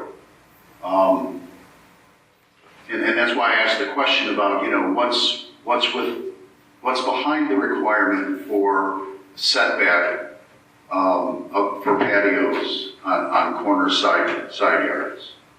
And, a lot of it's just pure aesthetics. I think we were talking about a front yard in the previous case, but again, it's not just, it's where it is, and it's how much is being asked, and it's, when is it a foot too far or 17 feet too far? And again, to your point, which again, you mentioned it is a valid point, are there really no other valid options here? And that's an individual decision. That's what we have to think about versus what's being presented to us as the optimum solution. And it's not black and white, but the code is black and white, and it does allow for variances to be granted. And again, the safety valve is that whatever we decide, the village board of trustees will either accept it or deny it. So they're the ones who are elected by the citizens, and our job is to render a decision based on the zoning code and our interpretation of the facts being presented to us. And you just brought up a good point, because that's in my mind. I've been going on thinking, do we want to be as close as possible to what the thinking on the village board is, the trustees? That is it good or bad to have a reversal rate of 30 or 40 or 50%? We're all individuals. We all have experiences and different beliefs. But is it important that we try to ascertain what the trustees are going to do, or is that totally irrelevant and we have to decide on our own that, hey, fine, this is what we think, and if they reverse it, and so be it, and we move on? It's a valid question, and I'm sure that's crossed everyone's mind from time to time. My personal take on it, and this is strictly my opinion, is we were appointed to this commission to represent the citizens of the Grange. We're all citizens of the Grange, and we've lived here for some time. And we have the best interest of our village at heart. And the zoning code was put into place 30 years ago for a specific reason, and the rules and requirements that are in there, there's a tremendous amount of thought behind them, and not uncommon with many other municipalities around the country. So it's not that something that we take it lightly and decide, well, it sounds good to us, let's say yes. It really has to do with, is it best for the village? Is it a logical, reasonable answer? And reasonable people can disagree. And that's why there's 7 of us here and not 1. And that's why we're here tonight to judge the reasonableness and the suitability of the variation that's being requested. So, having said that, is there a motion one way or the other on this particular variation request? I'd like to make a motion to approve.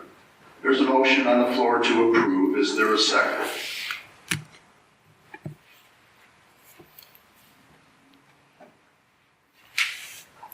Second.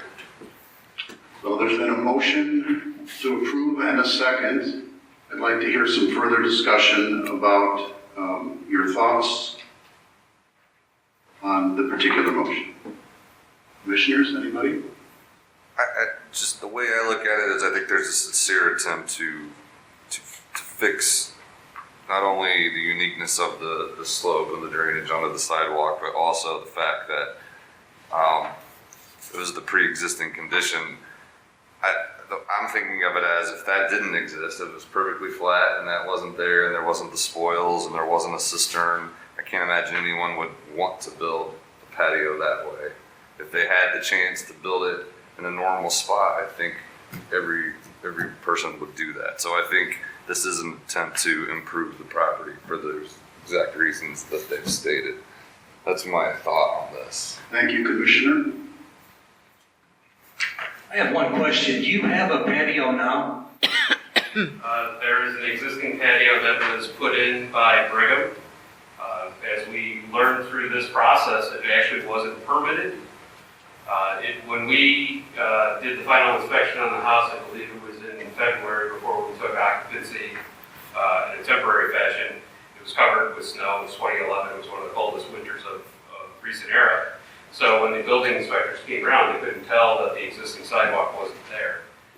Brigham had the responsibility to lay all the sod in the backyard and make any other landscape and drainage improvements as soon as the thaw occurred that winter. These pavers were existing and kind of piled up in the back of the site.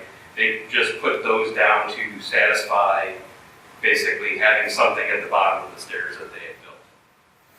But it was never, from what I understand based on our discussions and then our site review together, it was never something that the city looked at in terms of building code review as part of the permit process. So there is an existing patio there. It is in place. Is it in the best condition? The best condition I can keep it in, is it installed properly? No. And that's part of the reason why we want to remediate that area and get those consistent to a properly built paver patio solution. And so that existing patio area would bleed into this area here? Yes. So And you have a licensed landscaper installed. Right. So the existing patio right now comes past the house, just slightly. So it comes up, it comes over and down. And when we submitted the permit, originally it was to repair both porches, which were falling into disrepair due to construction issues. It was to replace this patio, and it was also, we were at that time looking at a pergola. And then based on conversations with the team, we decided to pull the pergola out of the whole solution based on the sightline conditions due to it being a corner side yard. So we'd already given up the hope of that. So really the hope, our effort to fix this, and I'm a licensed architect, so I've looked at the site. I know how the site works. I know how the site drainage works. I live it, unfortunately, every day. And when I say that, to me, this is the best and reasonable use, is because of the financial impact of, if I go in a different direction or put this any other place, I then still don't remediate the cost issues that I have over here, and I'm then creating other issues that I have to then pay for on top of all that. So then, to me, that creates a financial hardship. So I'm paying $30,000 for a paver patio to fix a lot of sins on the site, whereas if I put that same $30,000 paver patio here, I'm then paying $7 a square foot to remediate the grading, and I'm still having to figure out probably another $10,000 to $15,000 just to fix that area. So this is a financial decision in part to fix this area. Now you're saying if I could do a garden or something else in some of that area, then that becomes, well, how do I mow that? How do I maintain that? How do I do all the things? I'm putting in a paver patio so that I have a limited amount of maintenance, and that will preserve for a very long period of time. It won't create drainage issues for the city.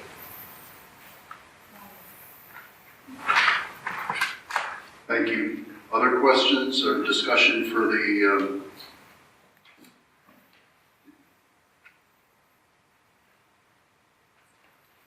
Okay, so we have a motion to approve that was made and seconded. No further discussion has been heard, so we have a roll call vote. Fender, Aye. Edwards, Aye. Aye. Tusing. Aye. Hennessy. Aye. Kerpen. Aye. And Pappas. Aye. Motion passed. Motion carries. Thank you very much. At this point, is there any old business to discuss? Okay. New business, of course, I did want to introduce Commissioner Kate Hennessy, joined us tonight. Thank you very much. And also make note of the fact that this is the first time we've had a full 7-member zoning board meeting in at least 18 months, possibly 24. So I congratulate and thank everyone for coming tonight. It really helps when we have everyone here so we can dialogue and talk these things through rather than just with 4 people. So thank you. At this point, is there, one last thing. And this is something I've been talking about with Charity and Heather regarding the Planning Commission periodically does a review of the zoning code.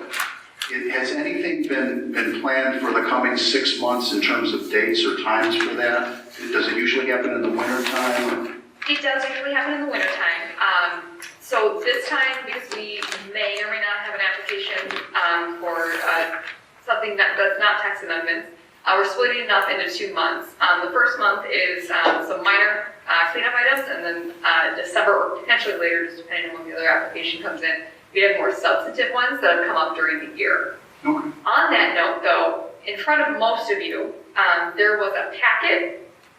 Those are updated code sections that have changed since your zoning codes have been printed.